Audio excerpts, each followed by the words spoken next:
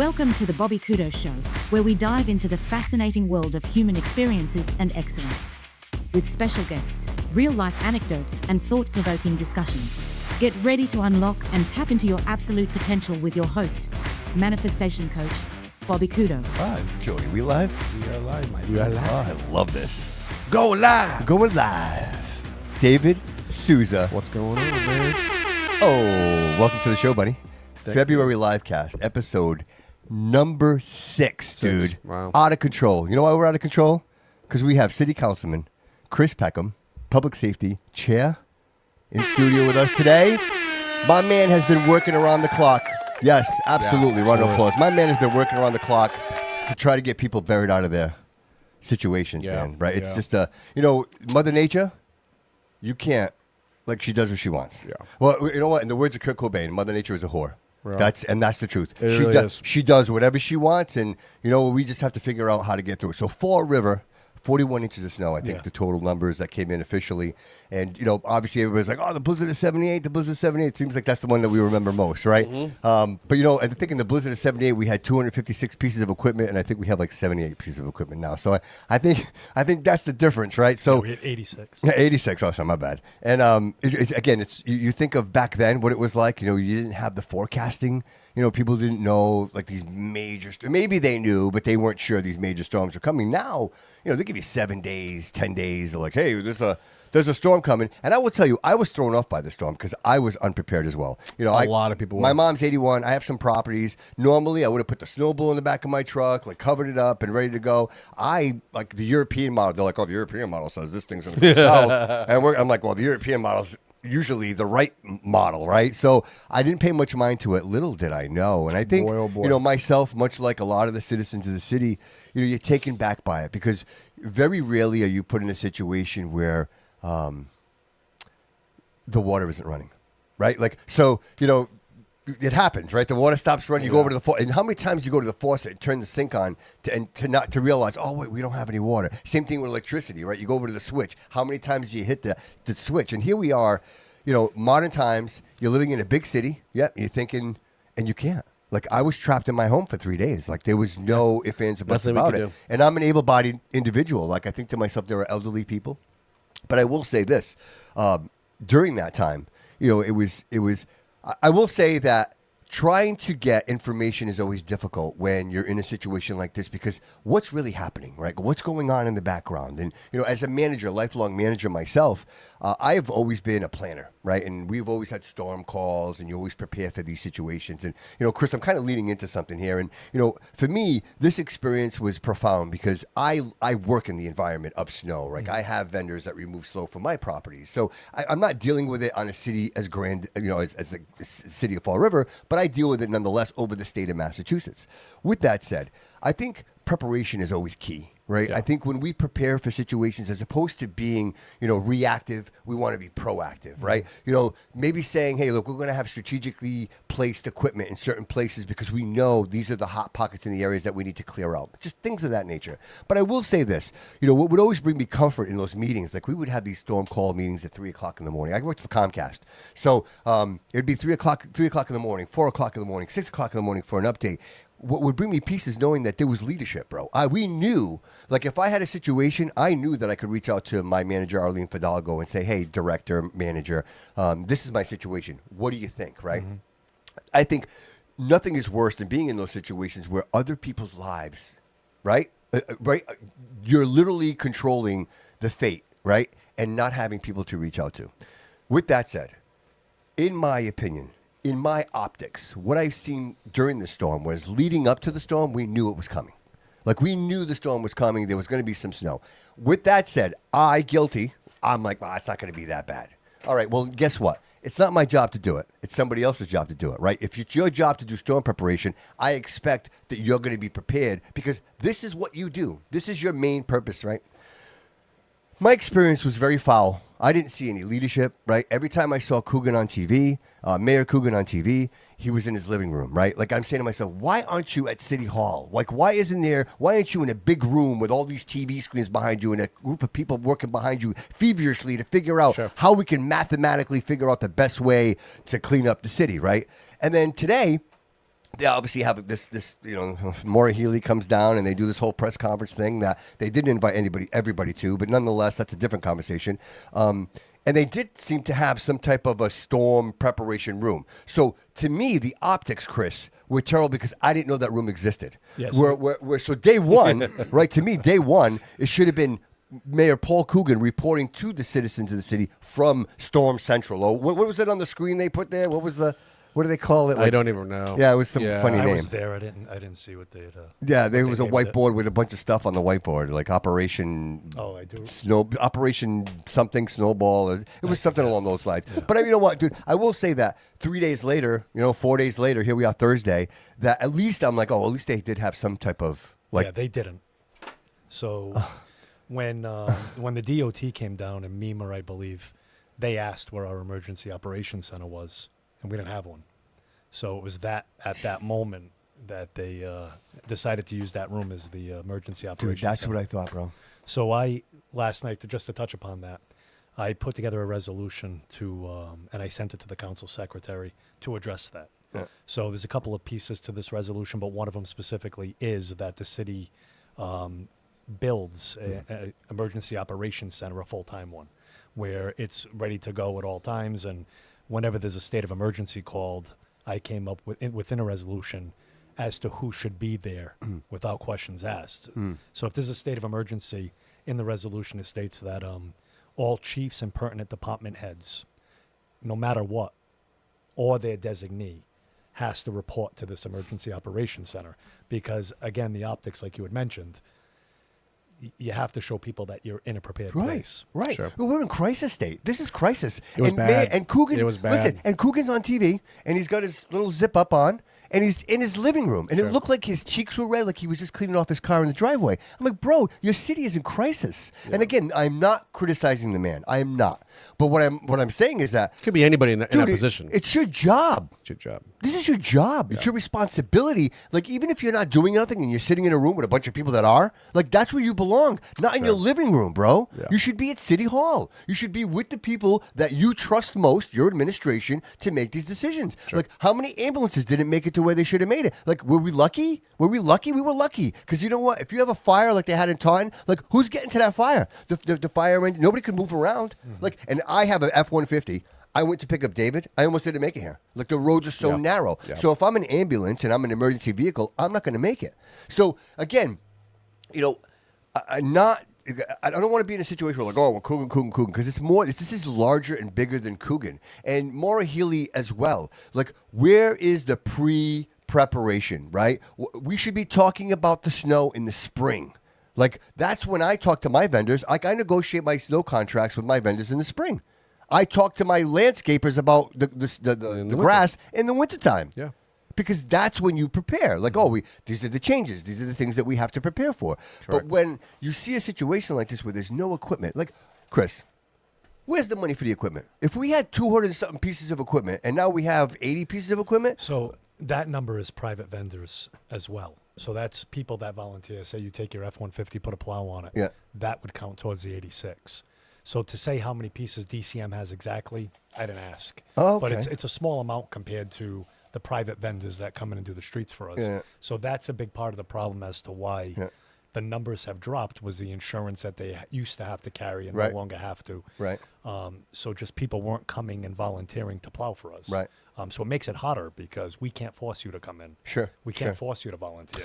Yeah. Did the city put out there that they needed plow trucks? Yeah, I did. I saw it too. I shared it. I shared it too, bro. And again, a lot of the people were complaining that there was that insurance binder, like $6,000 or something like that. You had to have an insurance binder for every plow. Every plow that you had on the road, you had to have. I think it was the city had to be on your insurance. And your insurance, right? And nobody wanted that. So that was kind of like that was previous. Yeah. So Chris, it doesn't exist anymore. No, they removed it. Yeah, they removed it due to us not being able to. So get Chris, you've been embedded, right? Like, if there's been one person, and thank you, brother, thank you, because you have a family of your own, and and it's one thing to be worried about your personal family, but dude, you organized that, and you still cared enough, and you were out the whole time, dude. This whole storm, you weren't home, dude. You were out there, bro. You were in the middle of this thing trying to help people, dude.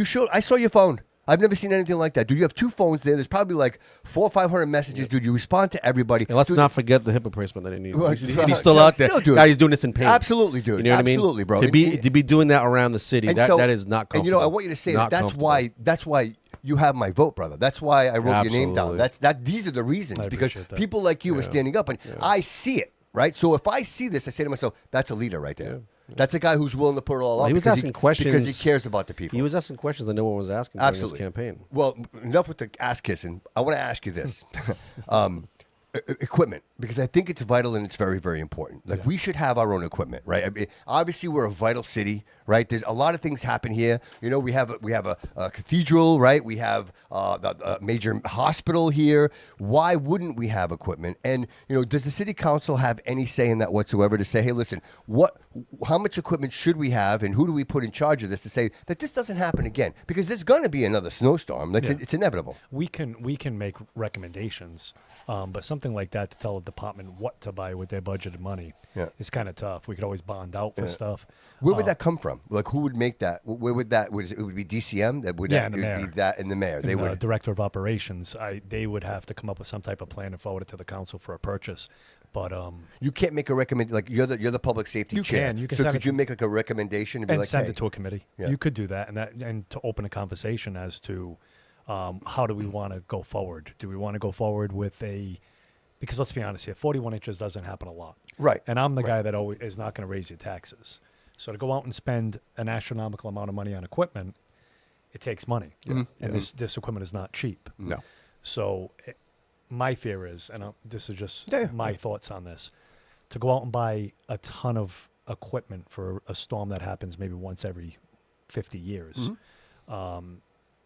I personally would have to look at it to see if it would be worth But it. what about the average? Let's say it's not 40. Maybe it's the average annual snowfall of, say, 30 inches, 40 inches annually, right? Yeah. Like, what's the average so that we can at least maintain? Yeah, no, because I get it. as it is right now, we don't even have volunteer plows, right? It's like even if you don't buy the equipment, but you say, hey, we have all these people. These are their names. This is where and they're going to show up every time we have a snowstorm, and they're going to work for us. We don't even have that. Yeah, so if it keeps trending the way it is, we're going to have no other choice because we can't run 86 pieces forever. It's absolutely insane. Yeah, so maybe this number is based on, like you said, the inches, right? If there's a study where they're studying this saying over the trend course, it. Just right? trend Yeah, it. trend it. Yeah. We have been trending less and less snow for years, Forever. now. Forever. But I love, dude. I appreciate your wisdom. I appreciate your wisdom because the first thing you do is like, oh my God, you react, right? We all react, and my power went out, so I'm gonna go buy a generator, right? Like, and now the power doesn't go out for the next 10 years, and you have a generator that doesn't run anymore. Yeah, I just don't want to spend money foolishly. because there's maintenance in that. It's not just buying a piece of Yes, equipment and it's for not just maintenance. You have to purchase the vehicle. You got to upkeep Operator, the vehicle. You got to house the Yeah. you vehicle. got to pay somebody to operate it. Yeah. Yeah. So it's money on Maintain, top of money, and if we get this storm every year, Mm-hmm. then I could see I'd have no problem with spending the money. I would say it's gonna take a little bit of time before that Yeah. happens. So- One big storm is not So going to dictate. is it a person? Like, is it a person, Chris? Do we say, hey, Joe Schmo, right? Joe Bag of Donuts, you're the snow guy, or you're the snow lady, and everything pertaining to snow comes down to you. It is your job to figure out what we need, what's the algorithm, how many people do we sign up? Like, is there an appointed position that we need so that when this happens, there's accountability. Like, we know, okay, well, this is what we've done. I will say this, very unnerving, and it bothered me because I listened to every single interview that Mayor Coogan did. I listened to Maura Healey, and none of those interviews did they provide any substance. Dude, there was no, like, everything was like maybe, and I'm not sure. There was no, like, you want my attention? Throw me numbers. Like, who's out there? How many plows you got working out there? How long do you suspect it's going to be before we can do this? Or what roads are good? There is no data. You're just going on TV going, yeah, well, we trust everybody. Like, he's got that. We trust everybody. We trust it. And that's what he does. That's a telling thing, isn't Right? it? though, Seriously, like it's like a tick. It's a tick, or dude, it's dude, I see something. everything, dude. I It's notice something. everything. And the thing is that Maura Healey shows up today, and she said nothing. She said nothing. Dude, she said nothing. And I'm like, okay, well, Maura Healey, the governor's here. What is she going to say? And it's all more like, hey, listen, this happens to be the worst place that I could possibly be, where the snow hit the worst, and I'm just going to be here for the photo op. So I can, when I run for governor, Thanks, I can Gene. say that I was in Fall River. Gene said, Gene St. Pierre said the average yearly snowfall for Put the this on the city screen, Jody. is 34 inches in total. Okay, so that to me, I think that in itself would at least justify a conversation to say The 86 makes sense. Do we need a person? Like, do we need a person that their job is you're the snow person? Yeah, so I can tell you the new DCM director, the interim DCM director, Mr. Sutton, when I sat through the last storm last month, when it comes to mapping the city, putting trucks, knowing he's the man. He's been doing snow forever. Sure. I am glad he's in that position because even during this storm, he was handed nothing to work with. Yeah, so you get 86 trucks. He just took the position probably 3 days before the storm. Oh wow. Okay. Yeah, so all right. Okay. He's going in there with nothing. It's kind of trial by fire, you know. Right. And, he is the guy that you want in there to do snow because he's been doing it for 27 years. Mm-hmm. But logistically, if they had somebody else that worked for Mr. Sutton that, let's say during the winter, and that was their only job to, I don't know, go out and find equipment that, we don't have to spend millions of dollars on equipment, but looking at different options, looking at different pieces, looking at vendors, auction lists, removal, vendors. right? Removal. Where are you going to dump this stuff? Like, where's it going to go? What's the contingency for that? Maybe we consider a melter, right? So that we can capture the trash that's in this. Because, dude, you plow snow, all the trash is with it. Yeah, and that's the part that bothers me the most, bro. You know what I mean? Melters. I was doing some research a few weeks ago, and a couple of weeks ago, and the melters for 2 of them was almost $1 million. I think they were between $350,000 and $400,000 a piece. And what would that cover? I mean, you get to melt the snow. That way you can catch the debris. Like Yeah, right but now, if you just dump the snow in is the this ocean. a movable object, obviously. This is going up and down the streets. Yeah, it's like a torch. It's like a big oven. It just melts. Dude, you bring the snow Do you to have any it. streets are in Fall River? Boston has them, but I think they use them for their mains. I don't think they use them for the side streets.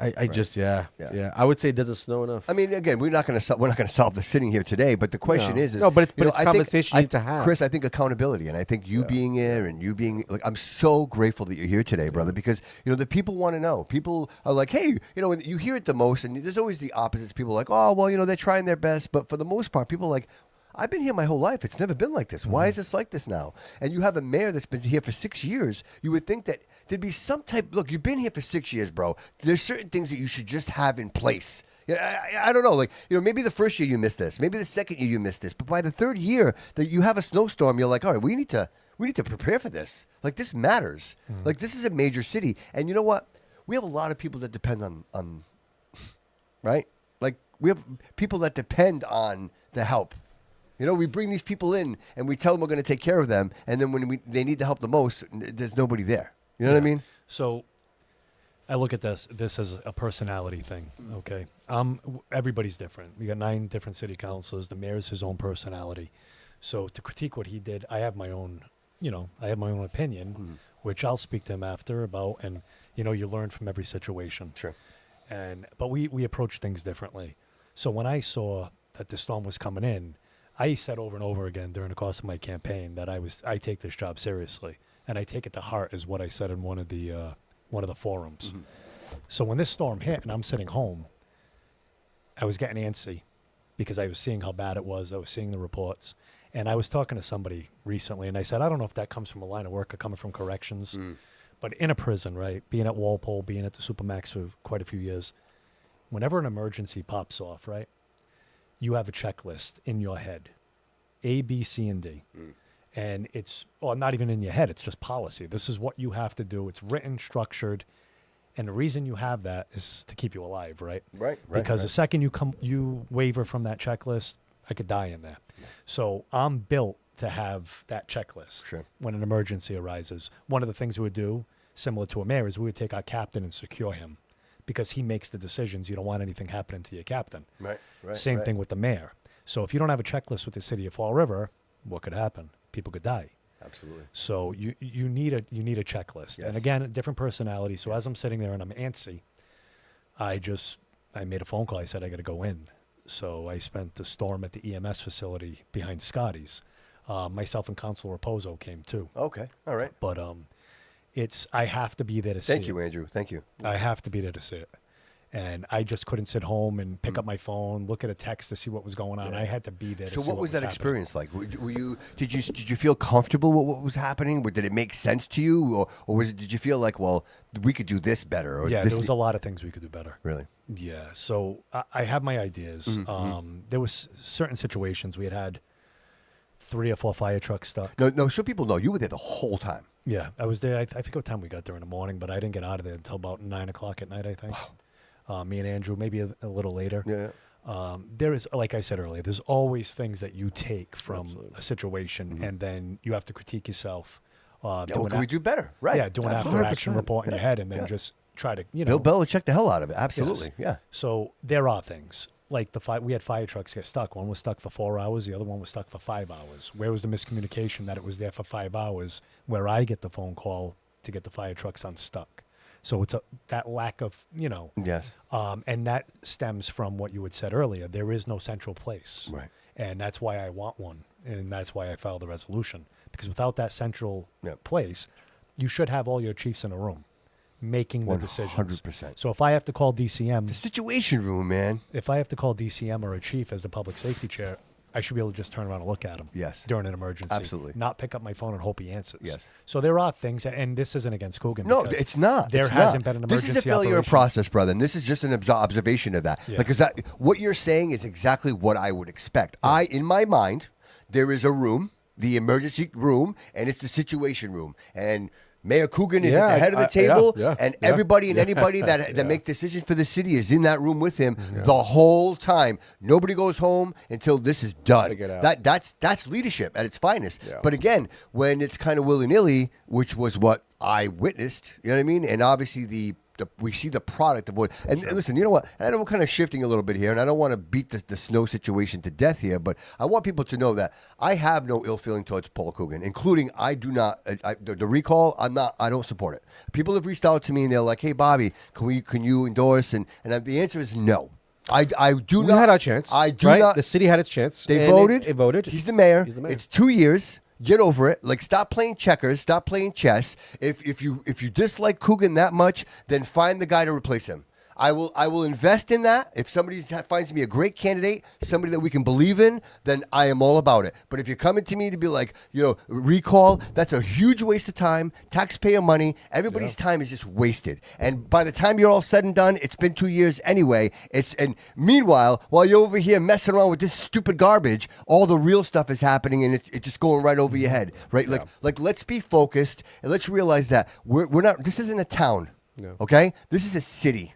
We are in an industry, right? It matters. Everything we do matters. Every business owner matters, right? Every citizen, every constituent in this city, you should be producing something.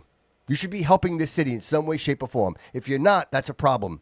Like, this is a community, and we need people in that position that are supporting that are encouraging that when, like you, Chris, when the emergency happens, they are present. Yeah. They are there. Every person that reached out to you and you responded to, brother, they appreciate you for that. It's one thing to scream into the void and hear nothing back. But when you've got somebody, dude, I struggle with this, man, because more recently than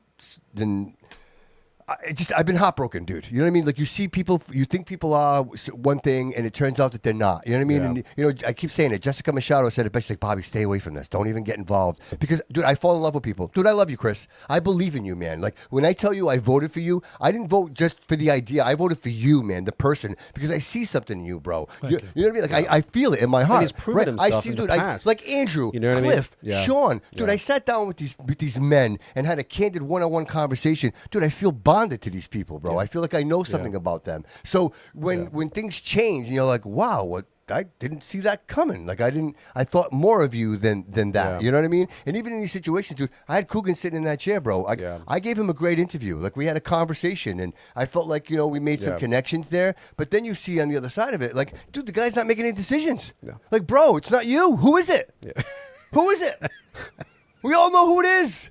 Like, it's so crazy, but at least pretend, bro. Pretend. Make believes. Yeah. You know what I mean? And it makes me crazy. I mean, he did say he wasn't running again, Dude. Right? But he has said that before in the past, right? Dude. But what I'm saying, Please? what I'm saying is, I think what we're expecting from him, per se, Coogan has always been Coogan. Nothing more, nothing less. Okay. He is what he is. He's never deviated. Yeah. So we can't get too mad or too hung up on the fact that he's our mayor, because we understood what we were getting with him. I think people tend to not vote for the opposite because they don't know what they're getting. But with Coogan, you do know. Okay, all right. Can I challenge you? I'm Can I challenge not you? saying it's a Can I good challenge thing. you? All right. But So- that's how it works. So though. are you saying? I'm going to get this. Yeah, go ahead. So you're saying to me, this is what we should expect, is what you're saying. From him? Based on, From him? From him. dude, Yes, frankly, yes. pick one.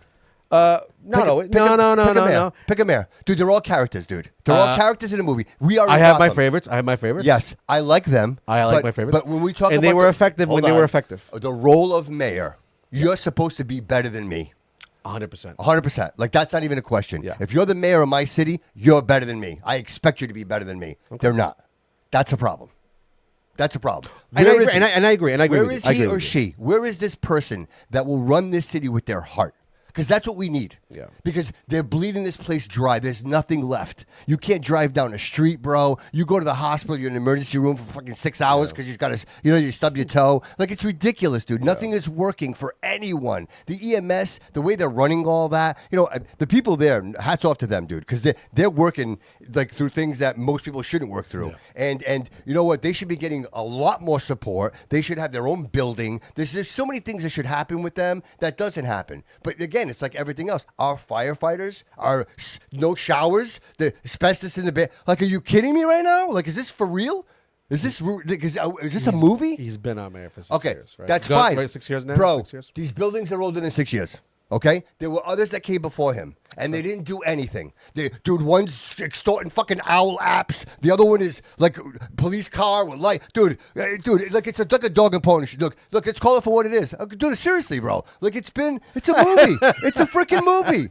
Dude, and I'm exposed to it, and I'm like, I can't believe this. Where is that person, bro? We need that person. You know what I mean? I think you have this idea that there is that person out there. We might be sitting in this chair right here, to be honest with you right now. I hope, dude. And I believe it. So. I just say that we like to think that the world is made up of a bunch of superheroes, or we have our superheroes. The problem is that that's not likely, right? We're living in a world where humans have weaknesses and they're going to act a certain way. We see this. People have patterns. And what makes them in office any different than you and I?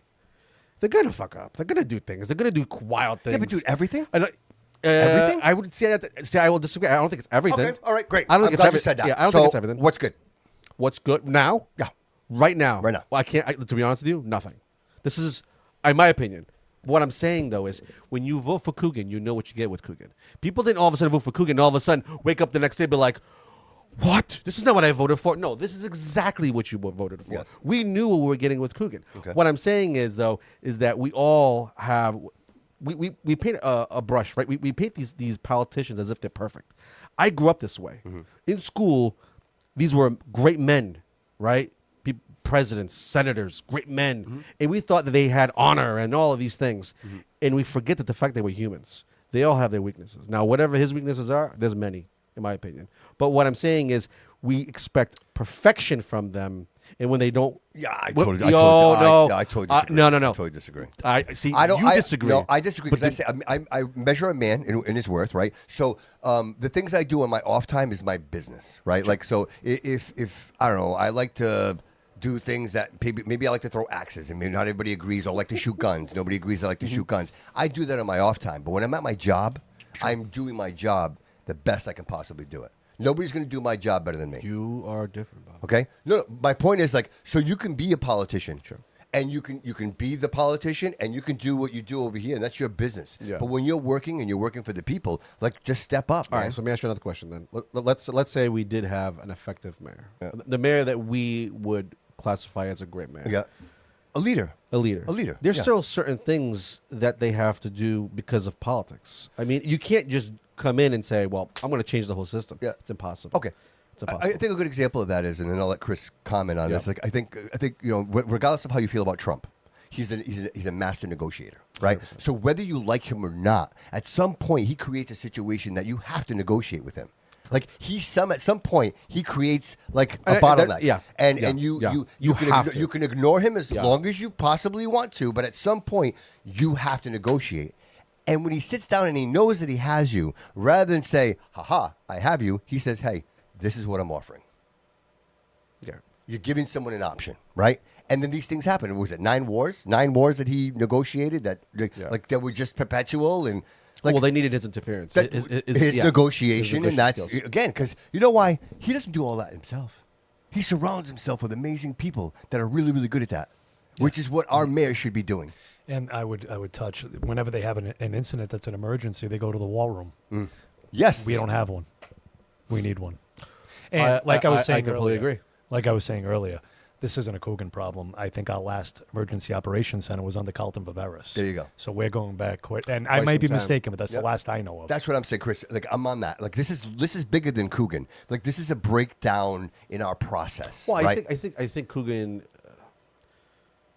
He's funny because a lot of people see him as an ineffective mayor across the board. Okay. Like you can go back and you can say, well, you know what, Flanagan was good for this, this, and this. This is where he showed strength, and this is where he showed weakness. Okay. Jason Correa, same thing.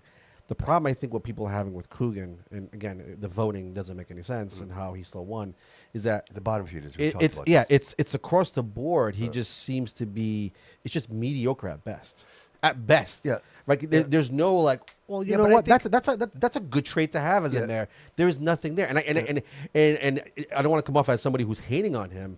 I'm just basing it off of what I see as a citizen of the city. Regardless of I'm Coogan. not impressed. Okay. I'm not Regardless of impressed. Coogan, play along with me real quick. Regardless of Coogan, he is what he is, right? Sure.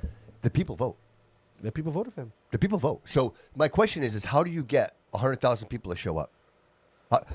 Because that's what matters, right? If 6,000 people show up to vote, and you've got 94,000 people that don't show up to vote, like, of course, those could be all people that are contingent. Their jobs are contingent on Paul Coogan being the mayor. That's who those people are. They're family members. Somebody's got a contract with the trash company. They don't want to deal with a new mayor. They don't want to have to negotiate again. Like you can't blame these people. This is how they make their living. But this is what happens. You create this machine, this mechanism. So my point is, what if you could obliterate that? What if that doesn't exist anymore? Right? Seriously. Yeah. These are legitimate questions. Yeah. Like who's negotiating these contracts? Should it be the mayor? No, it should be the mayor.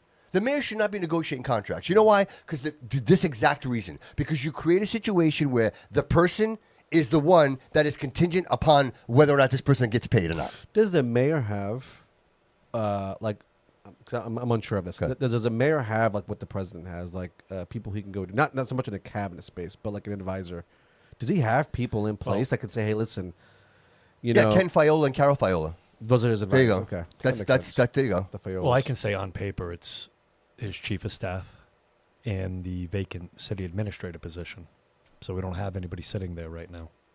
So that position is completely open. There's not even an interim there. Nothing. No. Nobody there doing anything. Doesn't matter. So Doesn't matter. He gets his advice somewhere else.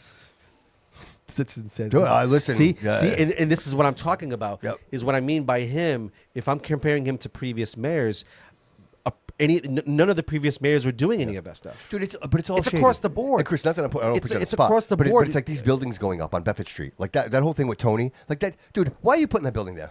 Why are you doing that? It looks like shit over there. Like you could build that anywhere else in the city. Why are you putting it on Bedford Street? Because that part of Bedford Street is still considered downtown almost, right? So you have restaurants there, right? You have a couple of restaurants there, right? You have St. James. Dude, you have Slade's Auto Body. You have the mechanic shop across the street. Yeah, there might be. You have the Salvation Army. There might be. You have the Salvation Army, and you got Empire Hyundai is your backyard. I understand what you're saying, but it's all about placing, right? You're right off the highway. You're right next to the other government center. You're right there. So you have restaurants right there. You have everything you need is right there. You're close to the waterfront. You go down Bedford, right to the boom. You're right there at the waterfront, Battleship Cove. It's all about placing. So I don't think that's the best place to build that. I wouldn't say thing? it's the best, but I don't think it's terrible. What they're trying to do, which is so bizarre to me, they're erecting all these new buildings, making these things look nice along the waterfront. We're going to have a few buildings that go there as well, right? Yeah. There's a couple already in contract. We still have all these older buildings just sitting there downtown. It looks bad. It's terrible. There's some beautiful buildings down there that with a little bit of like TLC. Try to figure out if we could. Yeah, but they're all owned by the same people. But bro. why aren't they being sold? Because they're owned by the same people. Okay. Dude, there's like 5 people that own every freaking building in Oh, the yeah, city. yeah. It's One of them it's- actually had to It's the give it up. craziest thing in the world. And It's bizarre guys, to me. I don't want to be here like doom and gloom, but like I've been like this information is bestowed upon me, and I'm like, really? This is what it is? Like this is what it's become? You know, and it's almost like it's unfortunate because it's almost like this is the only way it evolved. Like it evolved into this. You know what I mean? And now you have a city that nobody shows up. There's no pride. right? Like, you see people picking up trash off the street? No, I don't. Like, people will walk by trash, they won't pick it up. I'll pick it up because I We love actually my talked city. about this last time. Yeah, I think you we were talked here. about You the were here. last time, and Right? Yeah, you were here. I think the majority of our problem is with the voting is nobody's from Fall River. Yes. They're transplants and they don't care. So for And me, how many are actually registered to vote? And not only that, we talked about this too. I don't know if we even talked about it on the air, but I think we had this conversation. I think, yeah, we had it on the air. So we were talking about how, like, if you get a summons to do jury duty, right? You have to show up. If you don't, there's a warrant that goes out that to you would be reported that you didn't show up for jury. It's a right, but you have to do it, and a privilege. Voting seems to be not that as important, right? Why doesn't the same rule apply? If you're a registered voter, first of all, how could you be a citizen in this country and not be registered at all? You don't have to be registered to a party. You can be registered as unenrolled. Sure. Right? Why aren't they? Why isn't that? It should be a privilege and a right. It should be mandatory that you should have you should be able to vote. As an American citizen, I think when you turn 18, it should automatically happen. I don't think you should even have to sign up to vote. You shouldn't have to force people to vote. You should. I mean, what I'm saying is, you shouldn't have to go sign a piece of paper to go vote. Right. You should at 18, if you were born here and you have there's a database that shows all So, this. Why aren't they just showing out? to Hey, your listen, point- you're 18. yes, to your you point- can now go vote. Show your license. Yes. Show your license. works. Boom. There you That- go. I can prove that works. Okay. Because the reason that works is that everybody that showed up, their paycheck was contingent upon Paul Coogan. That's who showed up to vote, dude. Correct. Everybody that works, dude. How many people work for under his administration? It's what's it? A couple thousand. A couple thousand. Yeah. When you think of You think of like, from the if- yeah, janitor, yes, from the janitor yes, all yes, the way. Yes. Okay. Everybody that's under Yeah. that thousands. Thousands, probably. Thousands of people. So all those Schools, people are yeah. like, hey, this is because that's all you saw it. Everybody that was holding signs for him were the people that work for him. They were taking their own time out of work to go hold signs. So if all the people that work for Coogan show up, dude, you win.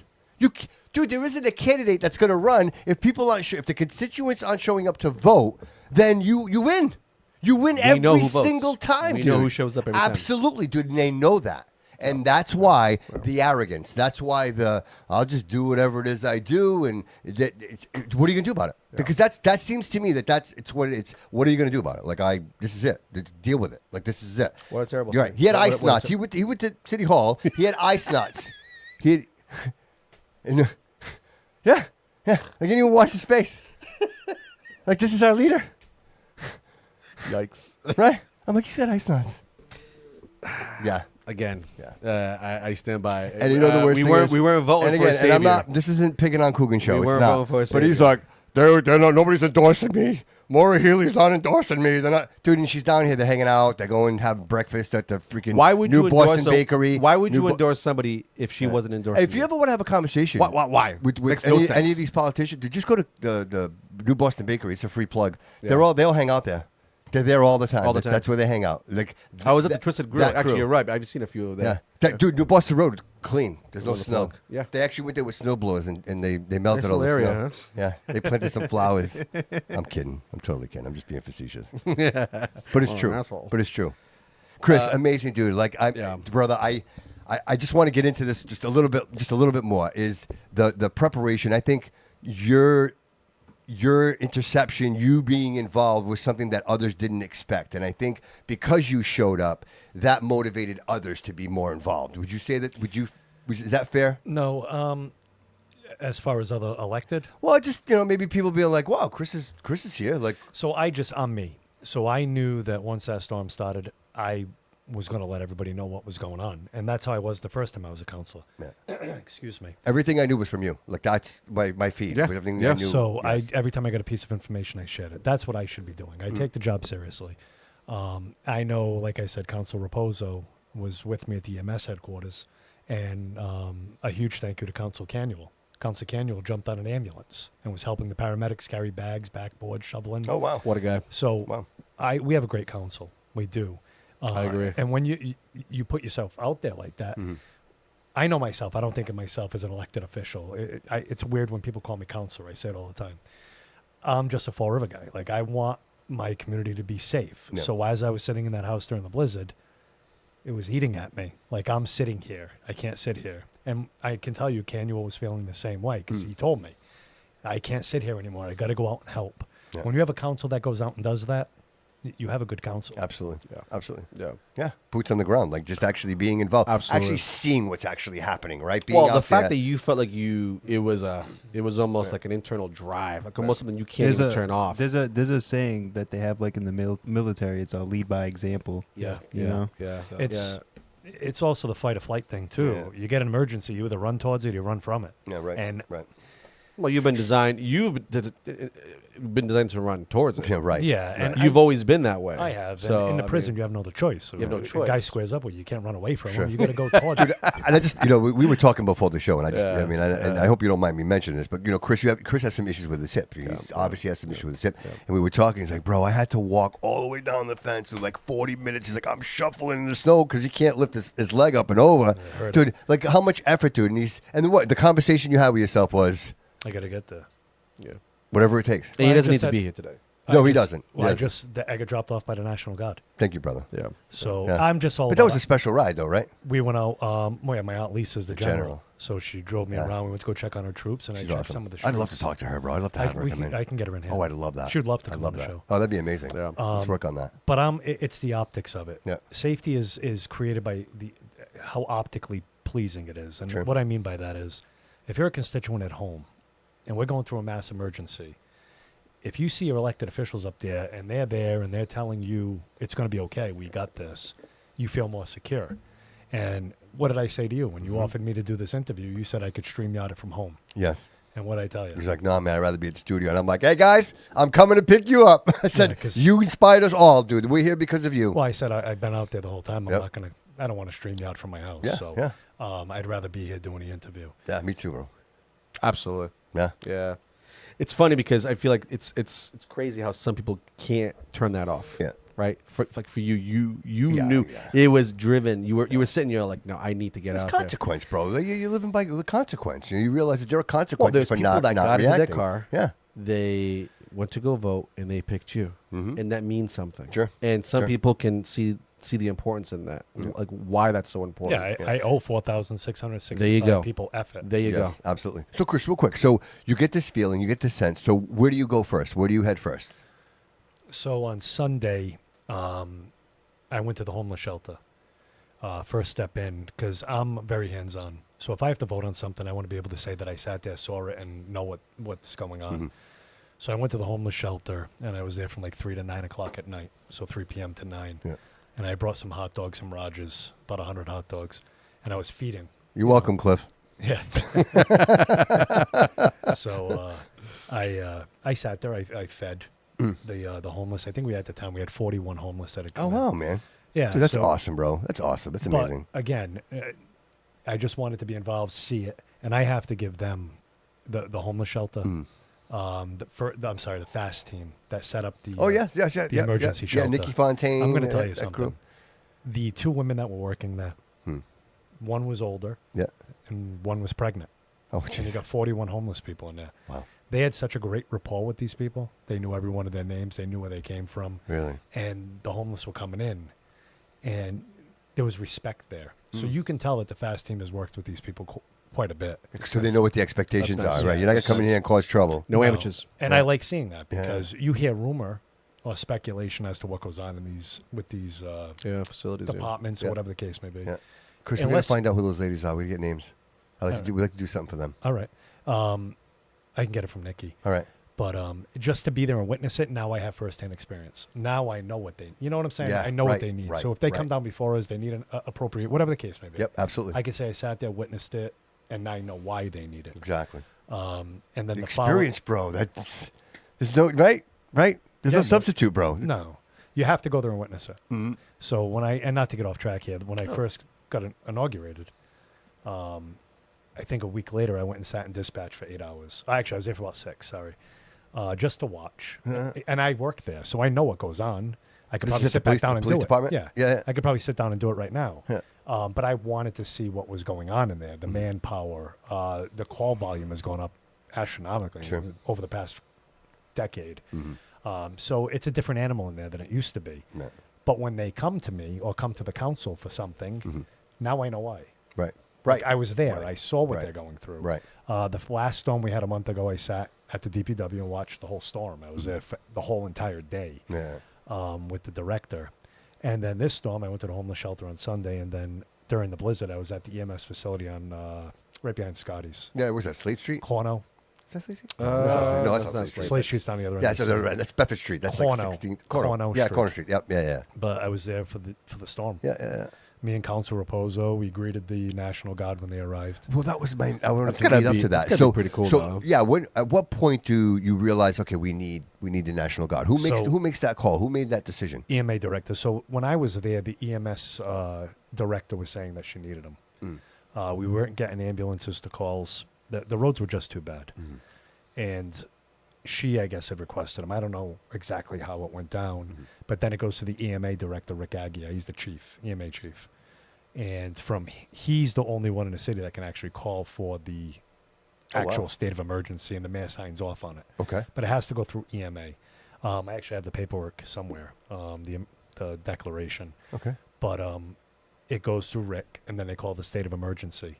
And then a couple of hours later, the National Guard showed So up. does that go to the governor's office? Yes, the governor she has to approve. And MEMA, and to get all all the connections, I don't know. Emergency Management. Yeah, right. But I watched it. Yeah. And this is so interesting, man. they're phenomenal. Yeah. And when the National Guard got there, I love this job. I do, and I do as much as I can with this job. So it's great when they show up and I can shake their hand and say, hey, That's amazing. I'm a city councilor. Thank you so much for coming to my city. Yeah, it means something. Like it's just, you have to be the representative. Dude, and some of these are from Fall River. Some of these soldiers are from Yeah, a Fall couple River. of them. I was with one today. Dude, right outside my window. He had his backpack on. He was Yeah. waiting for his ride. He's I'm watching like, the Staff Sergeant Ramos. I met him today. shout out. And the Army National Guard. He was with me for the day with my Aunt Lisa, Brigadier General Ahasi. Great guy. The two of the gentlemen that came down originally, they weren't from the city. That I don't believe so. But great people. What do you need us to do? Right. So we took a medic and a cop and put them on each military piece. Okay. And they went out. And the reason for that was the ambulances and cruisers they just weren't getting to calls. So if we had a Humvee and a 6x6, we could at least get a medic and a cop to a scene. Gotcha. So that's what the military Just a triage. That's their main purpose here. Okay. Is to do emergency transport. Somebody told me that they were going to have shovels and they were going to be manually shoveling. They do. So they would, if they needed to, they would shovel paths for the EMTs to get the calls or the cops to get the calls. They went out. I got a picture. They shoveled hydrants, 2,600 hydrants throughout the city, and they shoveled one right across the street from my house. They were going around in Humvees. But to be there, I felt, and nothing, I just happened to be there. That them No, sir. You placed yourself there. Yes, and it's fine. But the timing was great. Yes. But it is good that me and Councilor Raposo were able to greet them as they came up. 100%. Absolutely. We're here and welcome to the city. Yeah. Thank you for coming. Absolutely. And they appreciated it too. They were great people. It's important to have the strong leader show the representation and appreciate, others coming from other places to take care of us. You know what I mean? And maybe, they'll come back again. Maybe, you know what I mean? And it's funny because on the topic of National Guard, we're forgetting other departments as well. We're forgetting the police department. We're getting, the fire. Police department handled 300 calls that day. There you go. I think the fire department was 86, and EMS was right around the same. Dude, Fire- they don't get enough mad, credit. They dude. don't get Everybody's enough credit. mad. People are fighting, dude. Yeah, People yeah. are pissed off, Yeah. throwing snow everywhere. Yeah. I'll tell you, it would have been easy for someone, like, for example, where I live, the guy across the street, I live, like, on a corner. So the guy across the street took all of his snow and blocked the entire street. So people cleared a path out on the sidewalk. They're literally driving over the sidewalk to get to the main road. That's how much snow was there? Yes. Yeah. I had to take care of a street off of Brayton Avenue yesterday. I had to make a call because somebody had hired a plow driver, and they plowed in front of their friend's house, but they made a 9-foot pile right in the middle of the street. And I have it on video. So what's the idea? Just leave it, and then leave the it there city's going to and- come No, in. but what gets me is, I said this to somebody today. I do see all the complaining, right? And I get it. Believe me, Yep. I get it. Yep. If I wasn't there and knew exactly what was going on, I'd be just as frustrated, right? But that cohesiveness that I talked about during my campaign, the community cohesiveness that I want to, try to be a part of bringing back. Sure. Absolutely. It does. Where was it? So I see all this argument, and we had a domestic in front of my house on the wall with family members throwing snow on each other's properties. It was crazy. Yeah. It's just, I want to see that community come together. Like after 9/11. Yes, After 9/11, yes. we all loved each Yeah. other. Yeah. Yeah. I'm asking for the same thing during a blizzard. Yeah. Like, Right. you know. Well, Chris, there were a lot of neighborhoods that Yeah. came I did together. see. I A did lot see. of people were like, oh, all my neighbors came out and we all shoveled together. And So on my street, the last snowstorm we had, I ended up going outside. I was one of the first ones outside. I'm like, I'm gonna go outside, and all it takes is one person to go outside, and everybody, all the neighbors see you, and they're like, all right, it's time. One guy's outside. We're all gonna go outside, and everybody came out, started shoveling out their own cars. Well, I live on a street that's a lot of elderly there, a lot of elderly, and we're like, and everybody started to go back. I'm like, we're not done. yeah. Like we got Too bad Al doesn't live at the top of your street. Yeah, you wouldn't have to worry friggin' about it. It hell. would have been all Yeah, set. if I was just a couple more houses, Couple I houses. about 30 feet, maybe 40 feet. You wouldn't be part of the community I, cleanup. yeah, I probably would. You know what's so funny? Steph calls me the Be like, mayor. look at those suckers out there cleaning the snow. Steph calls me the mayor of Woodman Street because I know everybody in my street. Yeah. I talk to everybody. Everybody knows who I am. And I mean, it was at one point someone called me that night and they're like, "Dude, do you know anybody that can come out and bail us out?" I'm like, "I know a few, but I can't call. I'm not gonna whatever. I'm gonna call some of my other friends that have some businesses, construction companies. Sure, and sure. They couldn't make. Well, it. that's. We got I'm somebody so else glad out. you brought that up, Chris, because I don't think people realize it. And I think we should talk about it. And that is the amount of calls you get, man. Yeah, Like, yeah. and it was funny. I we thought were talking about you. it, I thought and about said- you. I'm like, nah, And I'm saying to I myself, ain't doing look, it. you should have an assistant. Like, there Yeah, should be yeah. somebody helping you do that. But yet you do I that. wouldn't do that. Dude, you do that all on your own, bro. You are embedded in this, man. And it's like to get back to everybody, because the one person you don't get back to, bro, they're the ones on Facebook going, "Oh, he never got back to me," not realizing that you just answered 399 other messages from other people. So Yeah. real quick, so you get all these messages, bro. What's the response? Like, what can you do? Like, honestly, if we don't have the people, we don't have the bodies to move the snow. People are like, "Chris, I need help. Can you do something?" What is it you do? I forwarded all the information. So in the beginning, during the blizzard, it wasn't a lot of the calls weren't so much constituent calls because everybody just realized we're screwed. Right? Look outside. I'm not going to call them. Right. That was my thought. During the storm was more department heads direct trying to figure out what's going on. So I was getting phone calls. But as soon as that snow stopped, that was it. That was it. Yeah, it took off like wildfire. Wow. But I'm the type of person I got to answer everybody. Right. And if I did miss them, I apologize. But you saw the messages. There's probably man. close to Yeah, 400 yeah. messages on my two phones. Easy. Yeah. Easy. And I do try to get back to everybody, and I try to rectify every situation. And if I can't rectify it today, a lot of the people on Facebook can tell you, I tell them, I give them my number and tell them to call me tomorrow.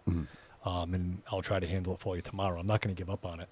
I don't know. I love the city and its people. So as We much should as I can put. help them. It should be a thing where all the city councilors should have their personal numbers on display. Most of, I think. I don't know. I don't think. most of them They do. are. They're on the city I will. council I website. will. Yeah. Oh, so yeah, their personal cell phones are on there. Oh, Yeah. whatever cell phone they use. Or whatever's given. Okay, I didn't gotcha, interview gotcha. all the city councilmen, Gotcha, but the ones that I did, every single one of them, you guys all gave your phone numbers on. Interesting. Yeah. And there was Interesting. plenty of the councils were involved. Yeah. I know Council President Ponte was involved Yeah. throughout the whole thing, putting Yep. up, putting posts up to let people know what was going on. Mm-hmm. I was in a car yesterday. There was a situation that needed to be handled in the city, and Council Pereira was calling, and Council Hott was calling. Mm-hmm. So it's good to see that everybody's doing their constituent services, Right. Which is 90% of this job. Because you think a lot of that is coming in because you guys are trying to fill a void. You think, right? Like, so I guess my question is, do you believe that your intervention would have been as necessary if this had been taken care of appropriately by the snow team, right? If we had a snow team and they were able to handle all this, would you still feel that Well- you would still have been involved as the way you were? Not for nothing. If anything was easier, I wouldn't have to get involved. But yeah, maybe. Just to be honest, there wasn't much information going out there. And so I made it a point to do it Right, because, right. again, if you're not putting the information out there and the people aren't knowing what's going on, it creates a panic. Yes. And you can't create a safe space with a panic. Absolutely. So if you're trying to keep the city safe, the last thing you want to do is get them panicked. Right. So I was trying to get everything out there, from court closings to school closings to you name it, I was forwarding it. Yeah. And that was the reason. And people were catching on to it because my page grew by over 100 people in a day. Yeah. Because they must have caught on that. Oh, this is I was live. putting This is the- where You the were information doing this when from. you weren't even like in office too. Yeah, I no, mean, I've always liked you've the always asphalt shared and stuff. things. You've always. It's kind of like Flanagan does the same thing. I mean, this is a man who hasn't been in office in quite some time. And people gave him a shit. Did you see that? People give him shit. He give him opened. shit. He opened for the store. I know. Hey, I shit it. I'm like, oh, he's open. Here you go. I shit it. People know, are like, when I- how dare they? Why would you be open? And people are going to go. I'm like, well, people could walk if they want to. I mean, it doesn't have to. Like, he's open. He's saying, hey, I'm open. Come. There was a drive ban. There wasn't it wasn't like you It's can't a walk walk. ban. I Yeah. mean, if you can make it there without driving, great. Hey, The it was thing is open. with that is at first I was like, why'd he open? Yeah. But then when I sat down, I'm thinking 7-Eleven on Robeson Street's open. That's- What does the isn't it product? considered- What does isn't the it- product matter? Yeah, Yes, isn't yeah. isn't he considered somewhat essential because of the medical there's- part of it? No, I don't know. No. I mean, I David's don't. like, he should be essential. I think No, he's dude, no, there's no essential there. It's recreational, bro. Yeah, there's none of that. But gotcha. you know what? Nonetheless, he opened, and you know what? I know for a fact that I was there about are to people say. out. I was about to say when I worked for the dispensary, they considered us essential workers during the COVID pandemic. Told Yeah. you. Well, yeah, but did you guys sell medical? Yeah. That's why. Yeah. Yeah. Well, that's what I'm That's saying. why. That's what I'm saying. On, He's on the he- medical side. Yeah, Cosmopolitans. That I don't know. Do they do both, medical? They do both. Do they do both? I Okay, well, don't there's the think- essential. They have an essential. well- I'm sorry. They have a counter for That's medical. If, that's Yeah. if they have a grow room. If they have a grow room, Yeah. then they I don't think they can have their medical. All right. Well, Because How do you know so much about this, Jody? You said because you worked at a dispensary. Yeah. And we had actually because I worked at Sunnyside up north. Yeah. And we actually added an extra grow room, which kind of like went over our licensing. You were supposed to have a specific amount of licensing in the state of Massachusetts for cannabis, and we had to get rid of our recreational license to get another grow To get license. another on. Yeah. And to talk to your boy Loco right now, he commented, I can see it. He will- Oh, by the Hey, do way, you like this? This Yeah. is By the great. way, if you pay attention, I mean, there's a lot of people raving about you right now. So I mean, everybody's giving you a lot of This is new. This is new. Yeah. Before we couldn't see this. We did an upgrade, so now we can Yeah. to the interaction. Every time I come on a show, I give your boy Loco a shout out too. Yeah. But I'm glad that piece got to you because he had contacted me too. Yeah, yeah. Okay. You mentioned that. Yeah. Dude, that's it right there, bro. That's the proof in the pudding, man. You know what I mean? Like, Oh, that's, at least I mean, just about everybody here. I said, "Oh, I just spoke to I spoke to him today." Yeah. Oh, that was your boy, Loco. Yeah. Actually, it was Josh Sylvia. Yeah, I Yeah. spoke to Josh. And He we said- got a piece over to purchase in Pine, that neighborhood. Yeah. Yeah, that's my mom's neighborhood. yeah. It's about putting your effort forward. That's Sure, it. sure. That's it. I Sure. have no problem. I'm retired, right? So when I took this job, I said I was going to do it on a full time, like full time, even though it's a part time gig. I would just put effort into it. Yeah, right. So when I'm home, and like yesterday, I had to take the day off because after Sunday and Monday, I was smoked yesterday. So I sat in my recliner, but I grabbed my phone and I probably answered 200 people, just trying to get the messages because I don't know if that person voted for me, right? Sure, But if they did, sure. I don't want to disappoint them. Right. And they're Right. from Fall River. Right. So I'm just that type of guy. I want to help you if you're from this city. Right. Well, people are reaching, right? They're reaching out to you, and if there's no response, man, it's just a bad thing. You know what's funny? It's just I bad. It's just a remember- bad thing. It's just bad. I don't know if this was it you that had mentioned last time or one of the times you were here because you've been here a few times about the story of the light at the park that wasn't on. The Yes. baseball fields, they The weren't baseball lighting them field, up, right? Yeah, they Baseball weren't lighting them field. up. And that you know what's so funny? I think out of all the conversations we've had with you, and I've been here present, that is probably the one thing that always stood out to me because you made it a point to share that story, and you also mentioned that it was Councilor Dion as well, wasn't Yes. it? Also, So too? I can tell you really quick. Yeah, I was walking my dog, and the pickleball court was brand new, that's what it was. and they have gorgeous lighting. Yeah, yeah. So I'm walking my dog. It's probably 7:30 at night, and it just started getting dark.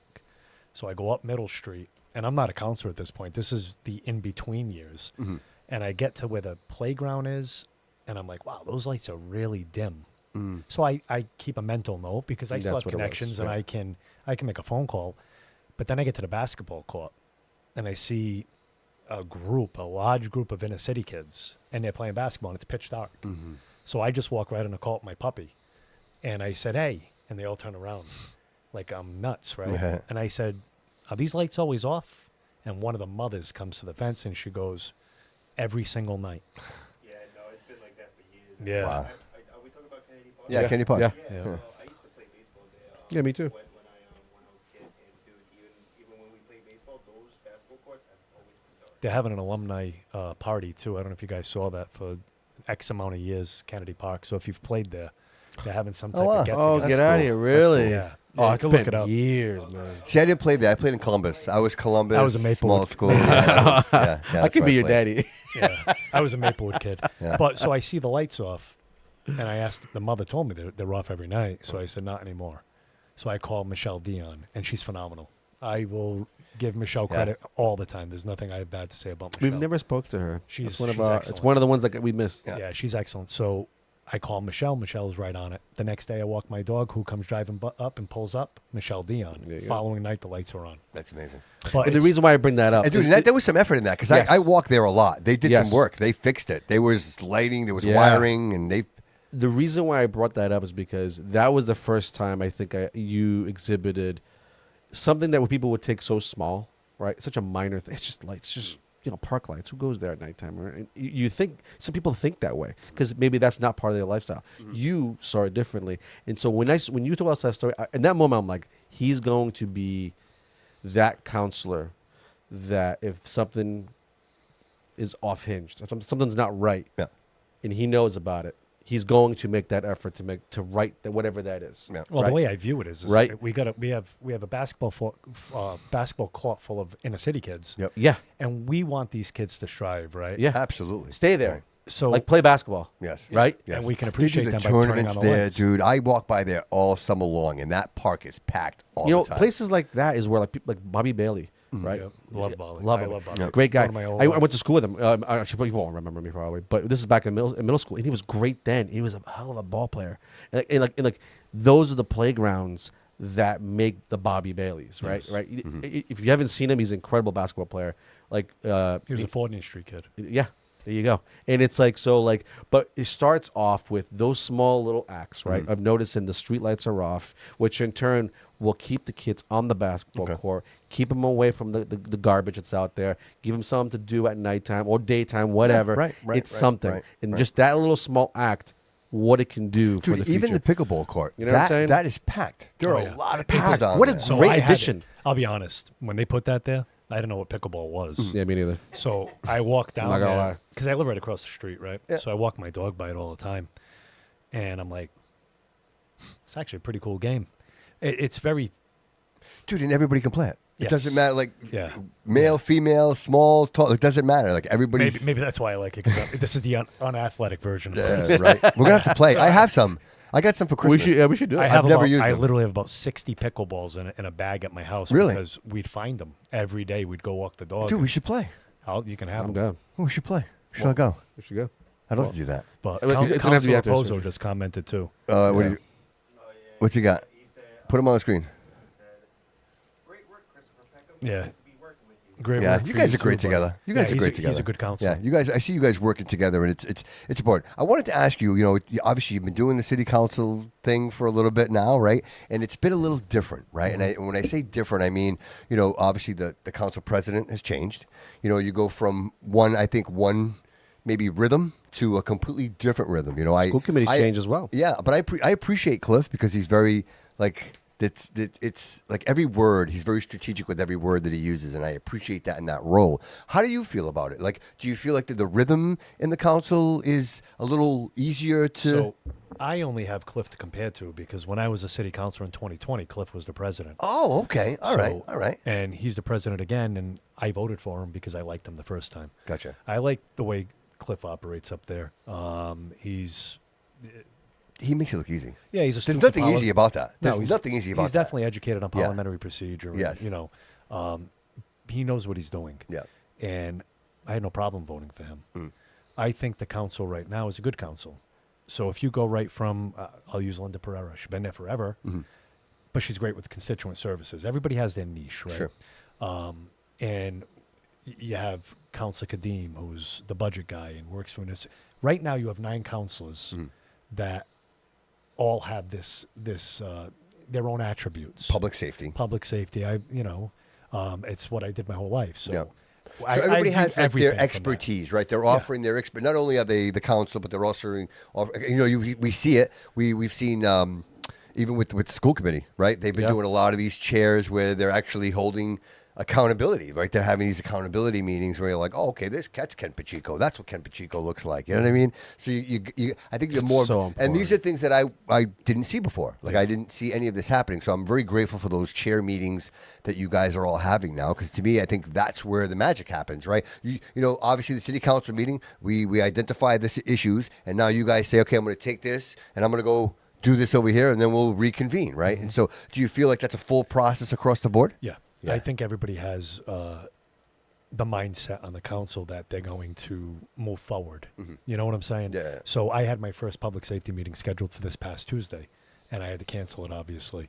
So I do want to let the public know that I am going to reschedule that ASAP. My goal is to get 1 to 2 meetings a month. Okay. I have a lot of items that are tabled I was within going to my ask you, what committee. are some of those agenda items like for this first meeting, for example? So one of them I can talk about is some of them are children. So I don't like to dead file anything, which is take it if it's so old and throw it out. Okay. If it's already been rectified or I don't think it's an issue anymore, like if you go down there and it's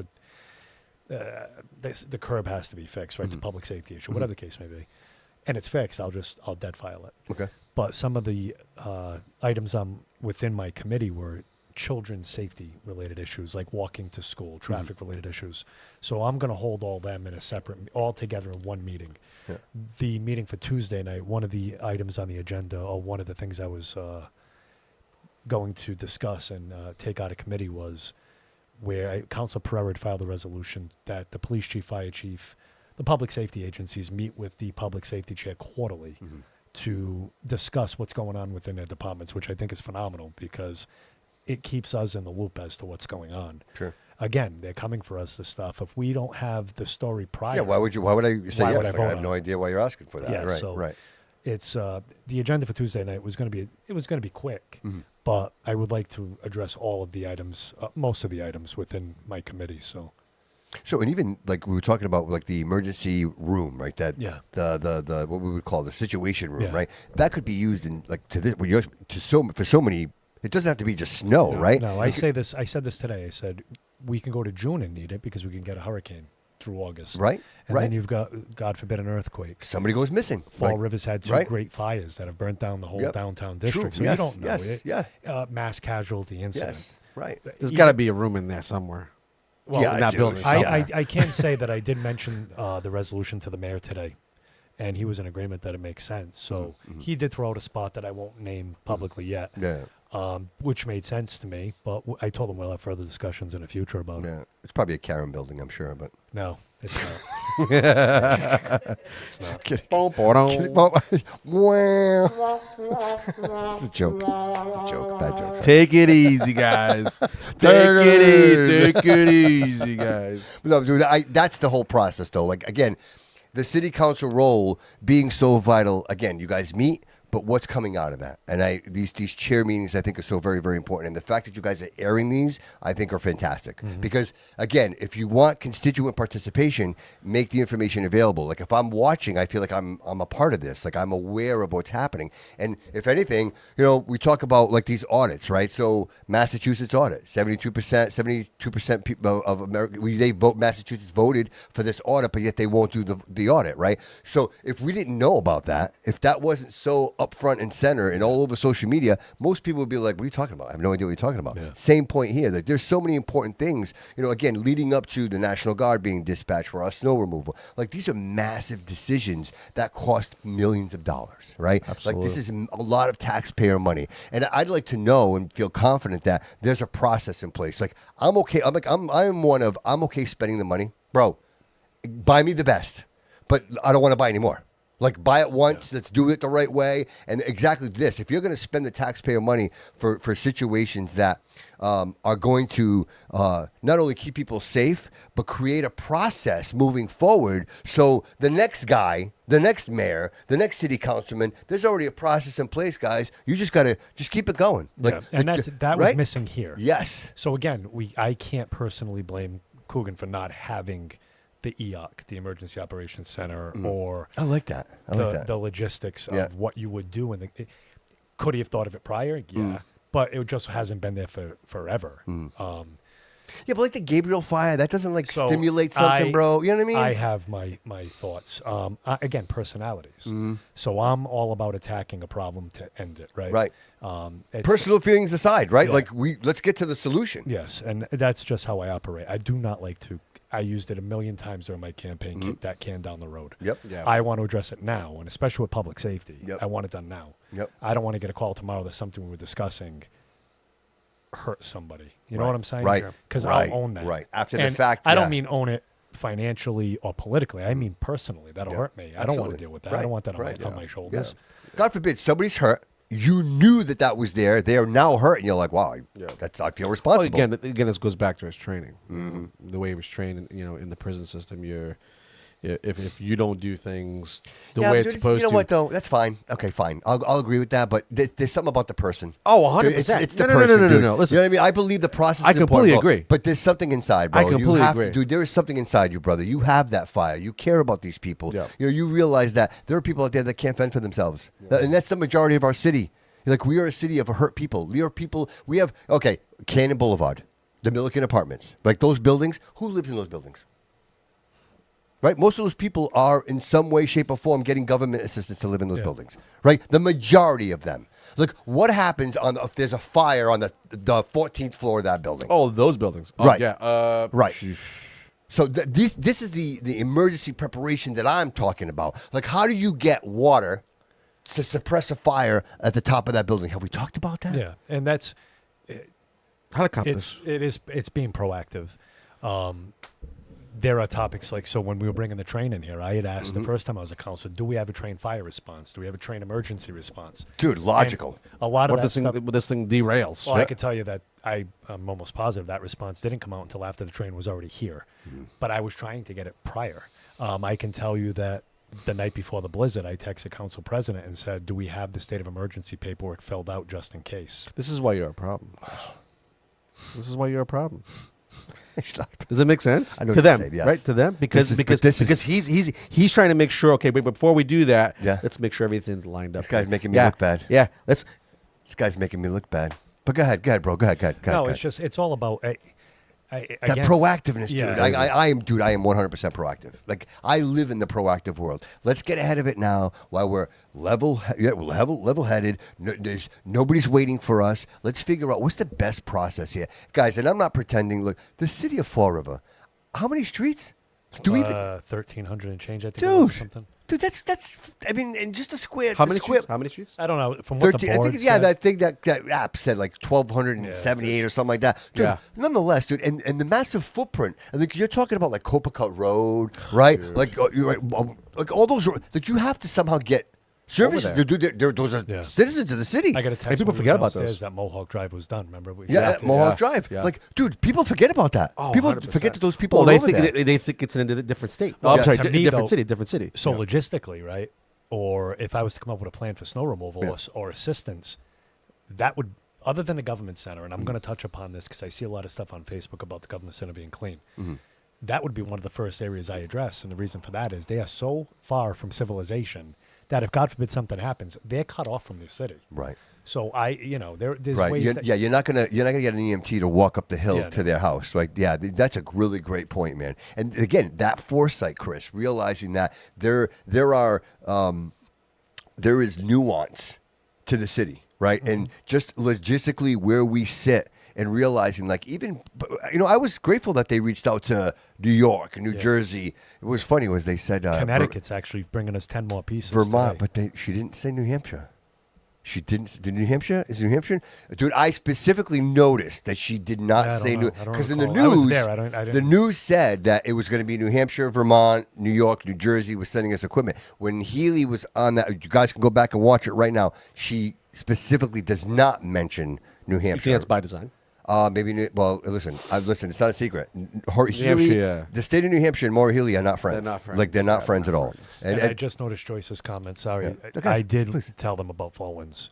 twice. Okay. So I know heard they were there, right? They were there, right? in Fall Winds. Yeah. I never got a text that they got there, but I know that I've called twice to have them put on the list. Oh, okay. So- All right. So they don't have there's been no snow removal at Four Winds? Well, I don't know. Oh, okay. I don't Just know as of curious, yet, yeah. but it says it there that they forgot Fall Winds Estates. So Oh wow, Joyce, real quick, if you can comment, have they cleaned it at all? Has there been at least a pass through in there, or because maybe we can shake the tree on that one.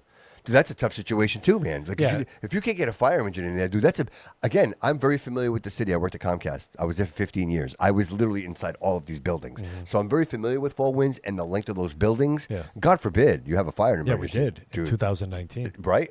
Yeah, that's right. That's right. And so, I mean, what happens in a situation? Just let it burn? Because that's what happened in Taunton. Like that house, they just let it burn. There was nothing they could do about it. It was a gas fire.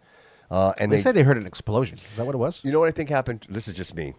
It makes sense. The little explosion, the vents were probably blocked. Yeah. Well, the that's thing, kinda the what thing, I'm the thing. It obviously to go fire. The igniter fired. Yeah. There was gas buildup in there, and that's probably what caused. That's my scary shit. Because that dude, people don't think of the vents. People, the snow on the side. The way these drifts were, like if you weren't paying attention, like a lot of these people have that on-demand hot water. Dude, those PVC pipes are That's like what I right. have. Yeah, they're right there. They're almost 4 feet off the ground. I mean, there were snow drifts that were much higher. Like what you mentioned, your dog's hopping over a 7-foot fence, dude. We were afraid. 'cause Yeah, the dude. drift went up over the 7-foot fence, and my girlfriend looks at me. She goes, "You know, a lady can just run and jump right over the fence Dude, now." it's crazy, It's nuts.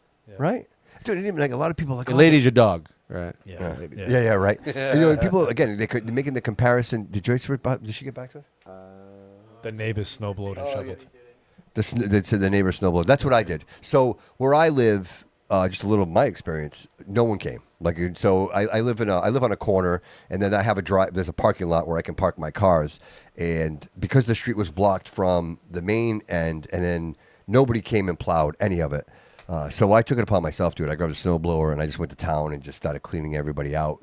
And it was funny because as soon as I finished, no credit to anything, but as soon as I was done, the lady on the second floor had to go to the emergency room. So it was just like luck that I was able to clear that out and get them out. And again, like I mentioned, they're driving over the sidewalk because of all the snow in the middle of the street. But again, I think, and I know that our conversation here tonight has been primarily on the administration and their reaction. But what I'd like to offer people is, you have a level of responsibility to take care of yourself. Obviously, if you're not able-bodied and there are situations where you can't, but for the most part, you can. Yeah. And it wouldn't hurt to go out there with a shovel and help your neighbors, right? And then rather than bury your neighbor with your snowblower and help them out. Don't be an asshole. Right, dude. Like the guy next door to me that buried the back of my car. Right, like Why? Well, because they just don't care, dude. People just don't. People aren't. I thinking, could never do that. Yeah, I right. could never. Right. It wouldn't even. First of all, my father, if he can attack me from the afterlife, Right, he could. He'd be so disappointed if I ever did. Give you a my blush, father, yeah. Oh my god, Yeah. my dad he was the guy in the neighborhood that bailed everybody out. Yeah. Right? How dare you put snow on somebody else's property? How dare you? I say it every episode. It was a thing that he did, and Personal excellence could never. is the ultimate rebellion, Yeah, and that absolutely. we are required to do that.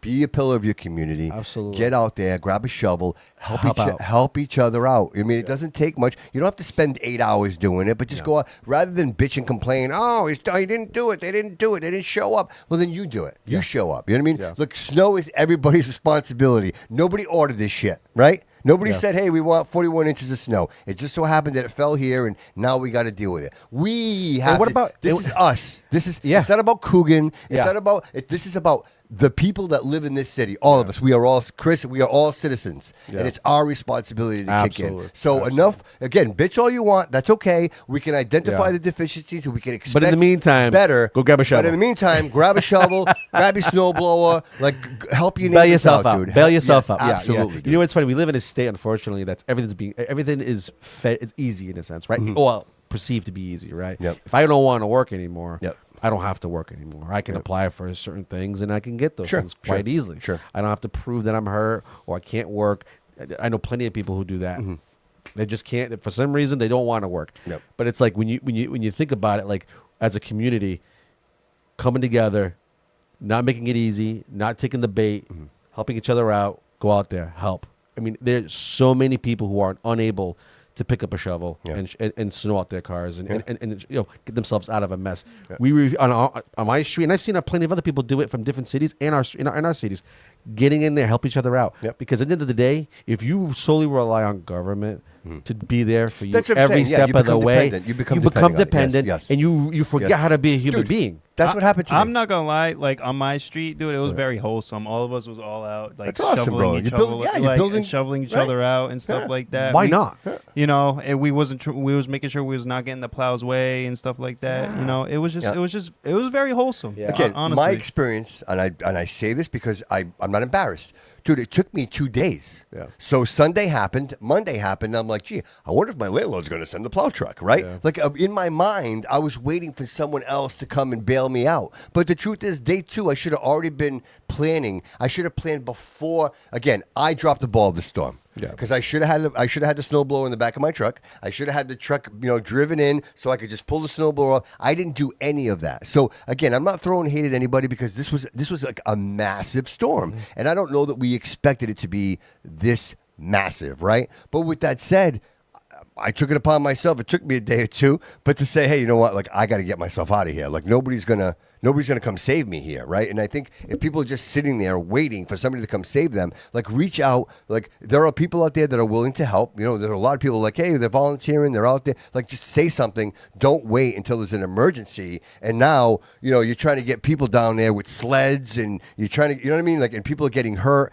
Like, do something for yourself. Yeah. Like, just be motivated to do something for yourself. I think that matters too. It's Well, yeah, important. Joyce says it right there. I mean, back, in 78, back 78 was a little different. I mean, I wasn't even born for that, but I know they had a lot less equipment in the sense of like up-to-date equipment. I mean, when people leaving their cars, my dad was at the bakery for 2 weeks. Yep. He had to stay there because it was considered essential. The bread needed to come in and out, and the National Guard had to come in. Yeah. But we used to live on all the way down North Main Street, so he was so far from work. Snowblower. Yep. They picked him up. They brought him all the way down there. Every car that was caught in that storm was left there for weeks on end. Sure. You're not Sure. seeing any of this going on. Yeah. So I mean, even though we had 41 inches of snow, it's a whole lot of snow, and we had probably less equipment than they did. Agreed. Somehow Right. we managed to be a little bit more efficient. It's because our technology. It's because Yeah, our we technology. became efficient. You could definitely see there's a big 'Cause difference between 78 in 78, the way they we do didn't have things a. today. They didn't really have a They warning. didn't know. They They didn't know. They didn't know. All they had was radios, landline, and TV. We have our phones. Yeah. We Yeah. can get real time. instant Real transmission. time. Well, they I had can- they I had a can radar. call- Jody, listen, it wasn't stone. We weren't chiseling stone, bro. There was radar. I said you guys had landlines. There was- I gave you guys There benefit was- of the doubt. There wasn't the Ten Landlines. Commandments. Listen, there was radar.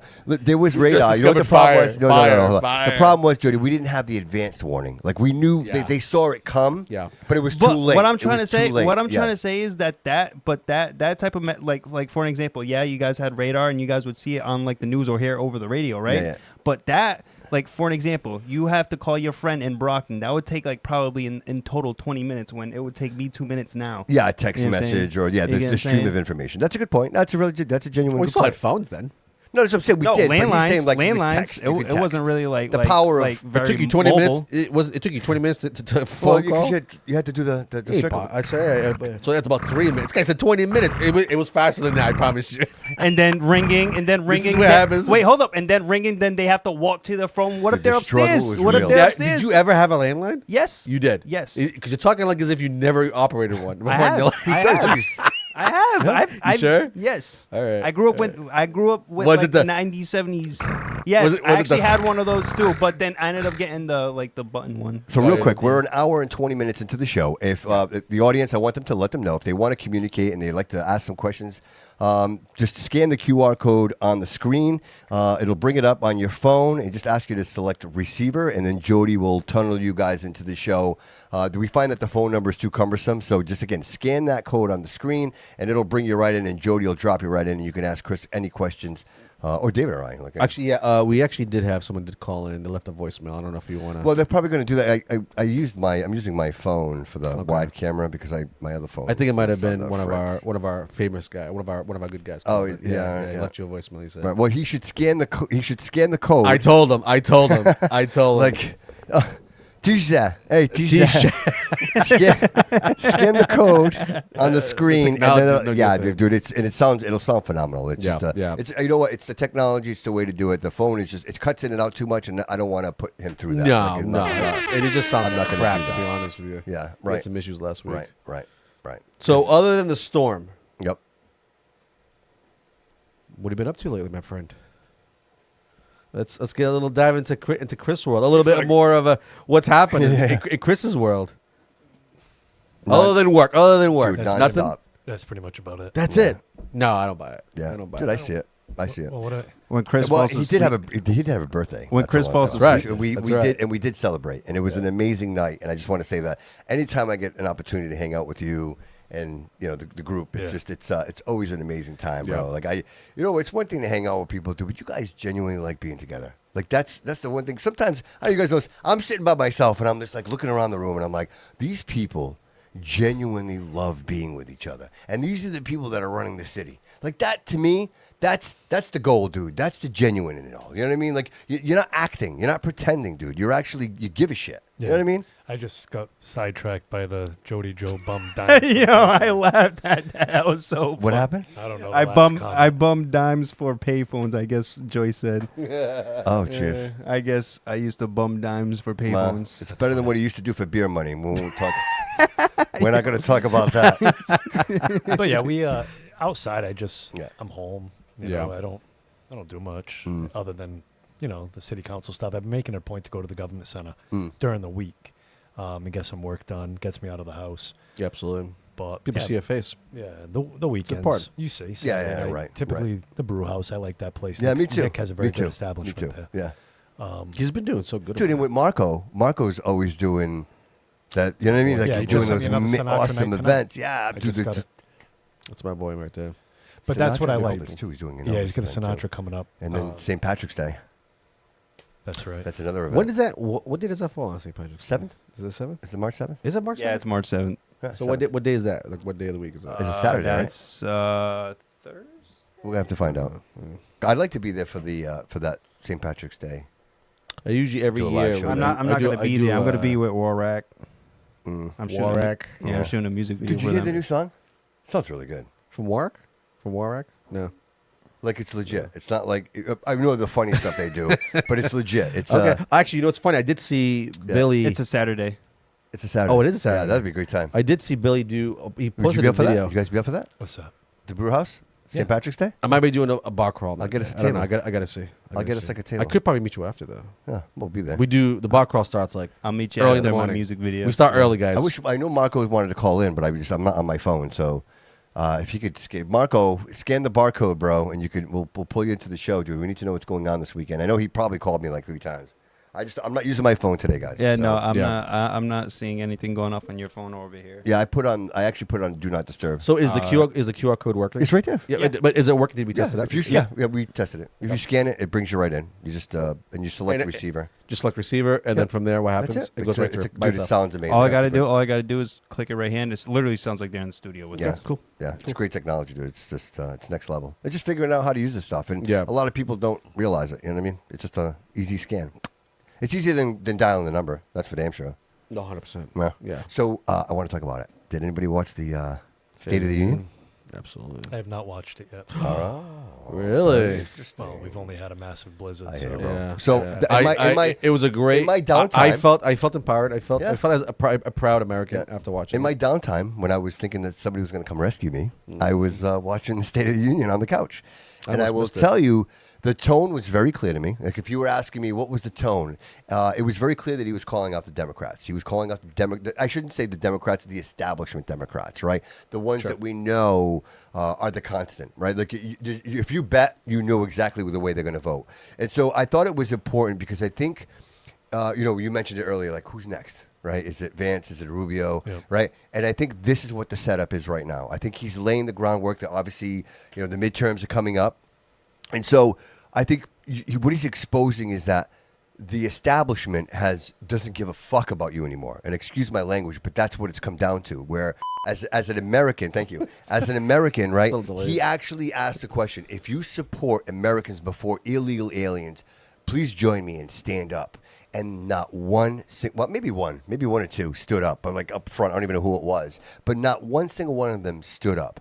And to me, it was like, okay, well, why wouldn't they stand up? It's a strategic thing, and the answer is absolutely strategic, because the people that are voting them in is exactly who he's talking about, and they're not going to stand up. And to me, it's like, much like, again, no hate to my Jewish family friends.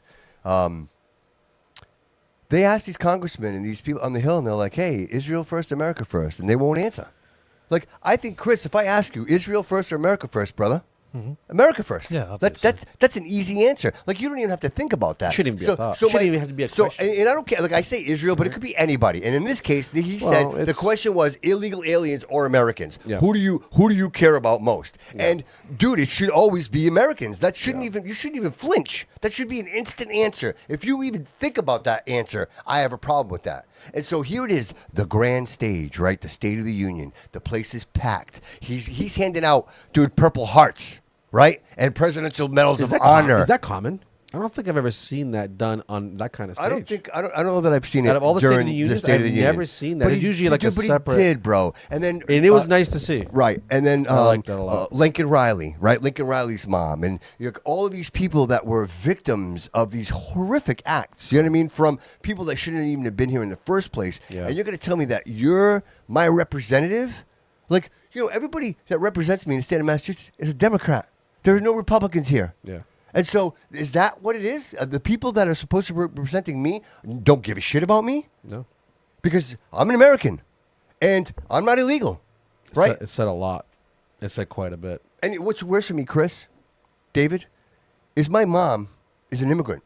Yeah. My mom came here from another country. Yeah. So she had to she had to apply, and she had to go through the process of getting her citizenship. She's an American citizen, a Zorian-born American citizen. And then I was given the opportunity to come here and do like what I'm doing. Yeah. So I'm very sensitive to that. It means something to me. So when you tell me, oh, you can't, well, you don't even try. No. You're not even trying. No. And then when you get called out on it, it's. Well, you're saying so much. You're saying that the efforts that our parents put in to come here through the system that was designed, the way that it was designed, and they did it to a T, that all of that meant nothing. Dude, double down. The struggle all right, of going to one country to another, not knowing anything. Not knowing all anything. Right, let me double down, right? So voter ID. It's racist, right? Do you know in New York City, if you want to shovel snow for the city, you have to give them an ID and a form and two forms of ID. So you need a license and a proof of address. Yep. So I need a proof of address and a license to shovel snow, but I need nothing to vote. To get $30 an hour, bro. It's so, dude. It's and again, and I'm not angry with the Democrats, because you know why? Because they get away with it. What would you be mad at? They're doing it and getting away with it. Why wouldn't they do it? Sure. I'm mad at the citizens, dude. I'm mad at the constituents. How could you allow this? How could you see this and not do anything? Like you're blind to it. It's the programming is the only thing. I mean, there's no free thought there. You can clearly see it. When someone can consistently vote for the same people, knowing and somebody with common sense can say, wow, that's a messed up person there, right? That's not a person you want in office. And yet year after year, these are career politicians, 20, 30. One guy I think had 40 years or 50 years, 52 years. How can anybody be in that position for that long? Not to talk shit. What the fuck? Jay's career, right? Sure. Okay. He was the mayor. He was recalled, right? I liked him. He was recalled, right? Yeah. But they voted him back in again. Yeah. He was recalled, and then they put him back in again. Like, where does that make any sense? Like, why would you go to all the trouble to recall him and then vote him back in again? Like, to me, that shows it. Like, wait a minute. You need certain signatures. No one, the whole city didn't recall him. You need required signatures. There's a number, right? There's a number of signatures you need. I wasn't a part of that. Yeah, I think you need X amount of signatures. It has to be verified, and then at that point, there's a special election at that point. Now it's up to the people. Now, getting a recall doesn't mean that the whole city wants him out. It's just those people that signed that paper want him out. So which clearly was not enough. So when right. So when he was going through that, he wasn't doing mayor stuff, right? He was so preoccupied with all this bullshit, with this recall garbage, that he couldn't do the mayor stuff because he's too busy doing this other bullshit. Shit. That's the problem. That's where the whole recall thing for me just falls apart. It's pointless. If we were a 4-year mayor, I'd be like, all right, All right, that makes kind of sense to me. But a 2-year term, what's the point? Just vote him out. Just what's the point? Like, what can he do in 2 years, right? I think for it to be an effective mayor, you got to be around at least 4 to 6. Can I ask you a at least question? 4 years. All right. To be an effective mayor. Can I ask you guys a question? Sure. Who do you think it'll be on their side? Who do you think will run? On their side, Yes. what? When after Coogan? Yes, who will replace Coogan? Who will they put up front? Who do you think it'll Who's be? they? Who are you talking about? Who's they? Oh, I'm not going to answer that. 'Cause you know me, I'm not going to answer. Well, you said they, right? So what you're saying is that the Democratic Party? Yeah, let's say because that. That is the majority. Let's say who's next? Is it Carol Fiola? No, It's me. No, I'm not being facetious. it I'm would. being dead serious. No. It wouldn't. Why not?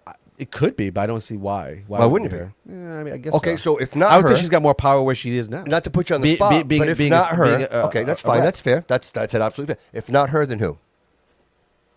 Do we not know who this is? Do they not exist? I don't know. I mean, Because- I can say it could be a familiar face within city council. One of the members can run. Yeah. I mean, Cliff has Because it's a bipartisan But position. the thing is, right? I don't know. It's- I don't there's know no- Cliff's position. I don't know where he stands in the sense of like party lines. I don't know if he's a Democrat. I think he is a Democrat, but maybe because I know Cliff. I'm more on a personal level. So you think it would be Cliff? I think Cliff would run. I don't think he'd be the person they'd push, but I think he'd run. Yeah, I don't think he'd be the person they push to, but I think he would do. I think he'd do real well. I think he potentially could. Yeah, win. yeah. I think he. 100%. Yeah. You know, and he's a name that people are familiar with. So, he's in the city. People Chris, know I him. don't want to put you on the spot, buddy, but say you were considering running for mayor, and you find out that Cliff is running. Would you consider still running for mayor? I have no aspirations right now to run for mayor. None. Yeah. Cliff, it's a possibility Cliff could. I don't know. Right now, I just have to worry about the man that's up there. Oh, I agree. Yeah. But just like playing this out and seeing like what this looks like in the future and who are the players and you wonder if that person is out there right now, right? And who is it going to be? Because we had some characters run for mayor. Well, I did, and for all transparency purposes, I did toy with the idea this time. Oh, before okay. I pulled papers for Oh, I council. didn't know that. I didn't know that. All right. And there were some things that some communication, and I just decided I wanted to run for council. You would have done well, I think. I think you actually. Yeah, I think you would have done Yeah, well. you would have done well. People, I mean, people know you, respect you, they like you. Yeah. I've never met anybody who's ever He's a said man of his a word. Yeah, yeah, and that matters. That matters. That matters. Yeah, I don't know who they would put in place, to be honest with you. Well, again, I only bring this up because this is like future conversation, right? Yeah. So the audience is here; they're hearing this, and who do you think? Well, who do you guys feel like maybe who's potential? And is there somebody out there that we would like to see run that isn't running that may consider running? Like, who would that be? Well, I would like to see somebody. So when I voted for the presidency, right? Yeah. My idea first thing is public safety, right? Make sure that we're safe on a level that all of us can operate. People come here because it's safe, right? People leave a country to come here because we're considered the safest place on earth, right? Okay. And I completely agree with that. So I would say that. Then I'd also say somebody with a business mindset that has no numbers. So when I look at Cliff has a few businesses. He's very successful. I mean, I don't think people give realtors credit on what they have to do and go through to get that license. I mean, you have to be somebody who has no criminal He's record. next level, dude. Like, He's next level. He's definitely next level. And so I think someone like him understands a little bit of real estate, which matters in this. It's a big thing. We're living in a state that has a ton of multifamilies. Like we see it all over the place. We're seeing all these buildings being erected. Well, even now, where Trump signed that order there that no longer banks and corporations can't buy single-family houses anymore. So I think that's huge. freeing up the market, right? Absolutely. Like rates are at like 5.5%. Well, because they're the ones dictating the market. Right. So I mean, Exactly. how can we Exactly. lower rents? Yes. Listen, Yes. rents will never come down, but we can stop the bleeding a little bit, right? So like, but they tell us that. it needs to be here for a long period of time. When our rents before COVID happened, our rents were $700, $800 on a high end, $1,100 on a high end, maybe. So for a really nice apartment. Who's moving into that building? The building we discussed. Well, earlier that's the today. thing. Okay, so that's the thing. So we have a lot of people coming from out. This long way Right. around. Yeah, Right, here we go. Full circle. Yeah, it's people from outside the city that come in. We have the train that comes in now. I mean, people can work in Boston and live down here. Yeah, but how about the affordable housing? There's going to be some affordable housing in there. What's affordable housing? Nate, what does that mean? Market rate housing, affordable. What those they don't mean shit. Because I've yet to see any apartment be like, wow, that's I don't qualify. I don't qualify. I don't qualify. I don't know what that is. I don't know what that qualify, is, bro.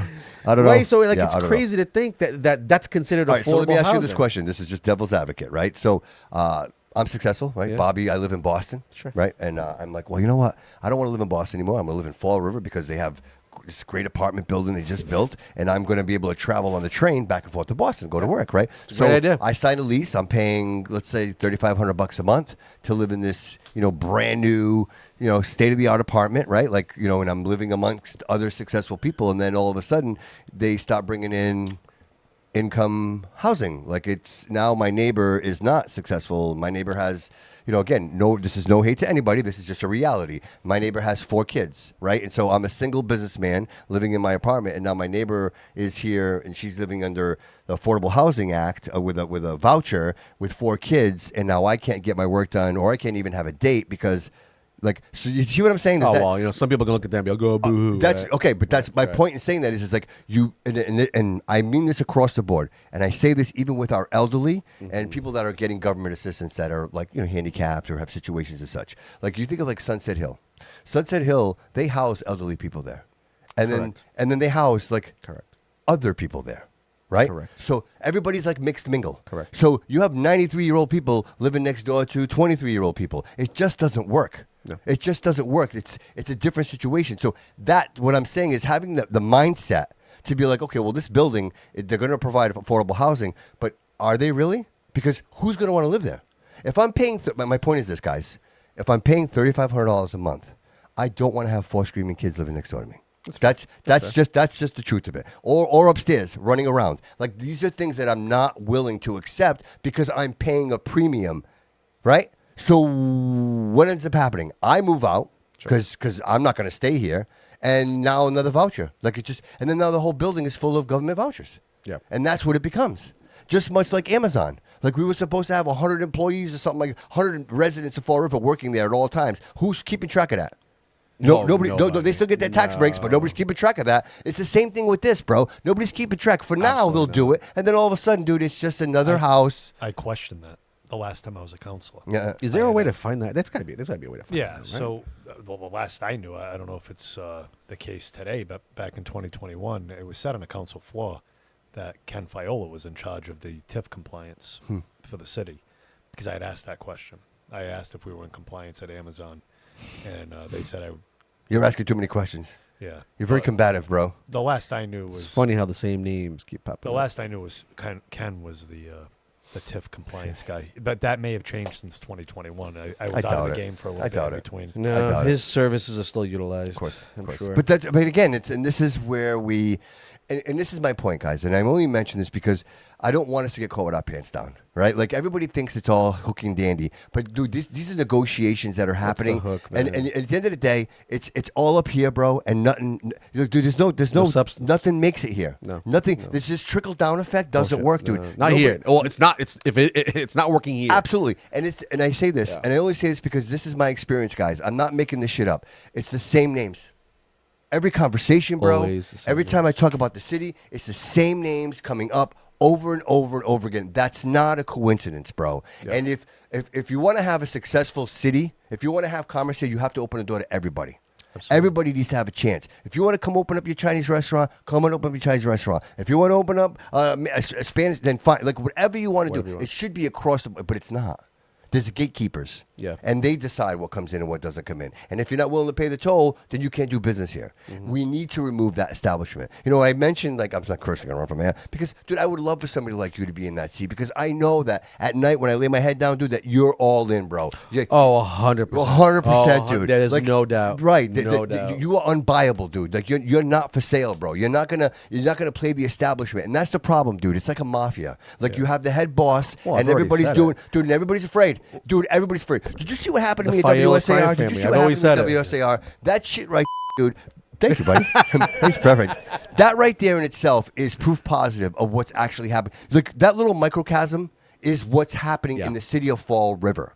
That's not an accident. No. That is control. That is control. That is an absolute control. Yeah. And people will be like, well, there was a misunderstanding. And look, there's no misunderstanding, bro. Because if you're paying attention, you realize that if you think for 1 second that you can make a call like that and you can stop everything from happening, that's a problem. Yeah. Because now it's the freedom of speech. I have an ability and a right to say what I want to say. And if I have an opinion about that, that's my right to do so. Absolutely. If you stop me from doing that, that's a problem. Yeah, yeah. And that's what's happening. Wait, what's the motive at this point? Yeah. Dude, to the point where they're calling people. Yeah. They're actually calling people going, why are you doing business with Bobby? Well, Because I'm a good guy. That's why. Because I'm a good person and I want nothing from anybody. I haven't taken a single dime. I'm on here right now. I haven't taken a single dime from anybody. Yeah. Not a single dime. I'm losing money. This is literally costing me money to do this, guys. I pay my rent every month. Like, this is costing me money. I'm gonna set up a GoFundMe page for Bobby. Dude, it's all in my pocket. That's all in my pocket. Yeah, Why? yeah. Because I want you to have a place where you can speak the truth, brother. Yeah. Nobody's going to stop us from speaking the truth. And to me, if that's what I can provide the city, then that's what I'll provide the city. That's a huge whatever outlet. it takes. That's a dude. huge outlet when you think about it, because in a world where everything seems so controlled by obviously agendas, right? You have Fox News that might be controlled. You have CNN. They all have their agenda. They all know what they're pushing on a day-to-day basis. All that stuff.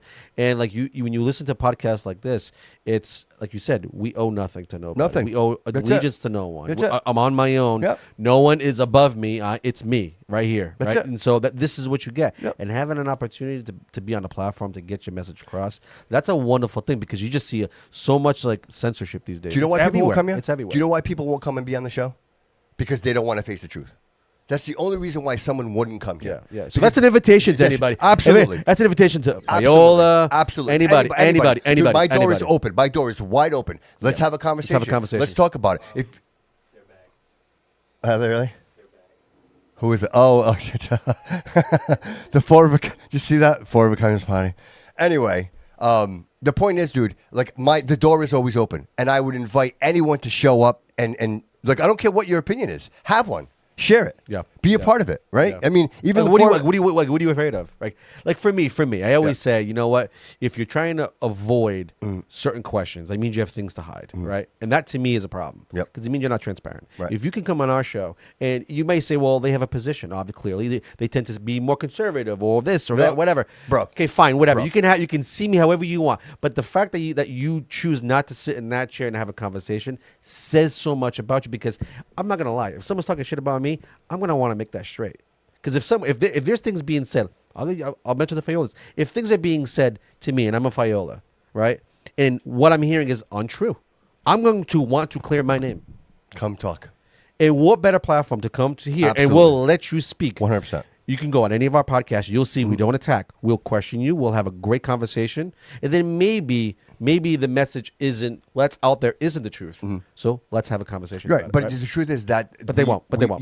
They won't. Because everything they're is, afraid. dude. Everything in this city is the lights on the bridge. Absolutely. The lights on the bridge is the perfect example. It's him finding thousands upon thousands of gallons of paint buried underground for how many years? Glad you brought that up. Yeah, You know what I mean? know. Like this is what the What the city hell? is. So I did get a response on that. Okay. did? Okay. I spoke to the mayor, and apparently, from what he had said, I have not seen paperwork yet, but hopefully I will.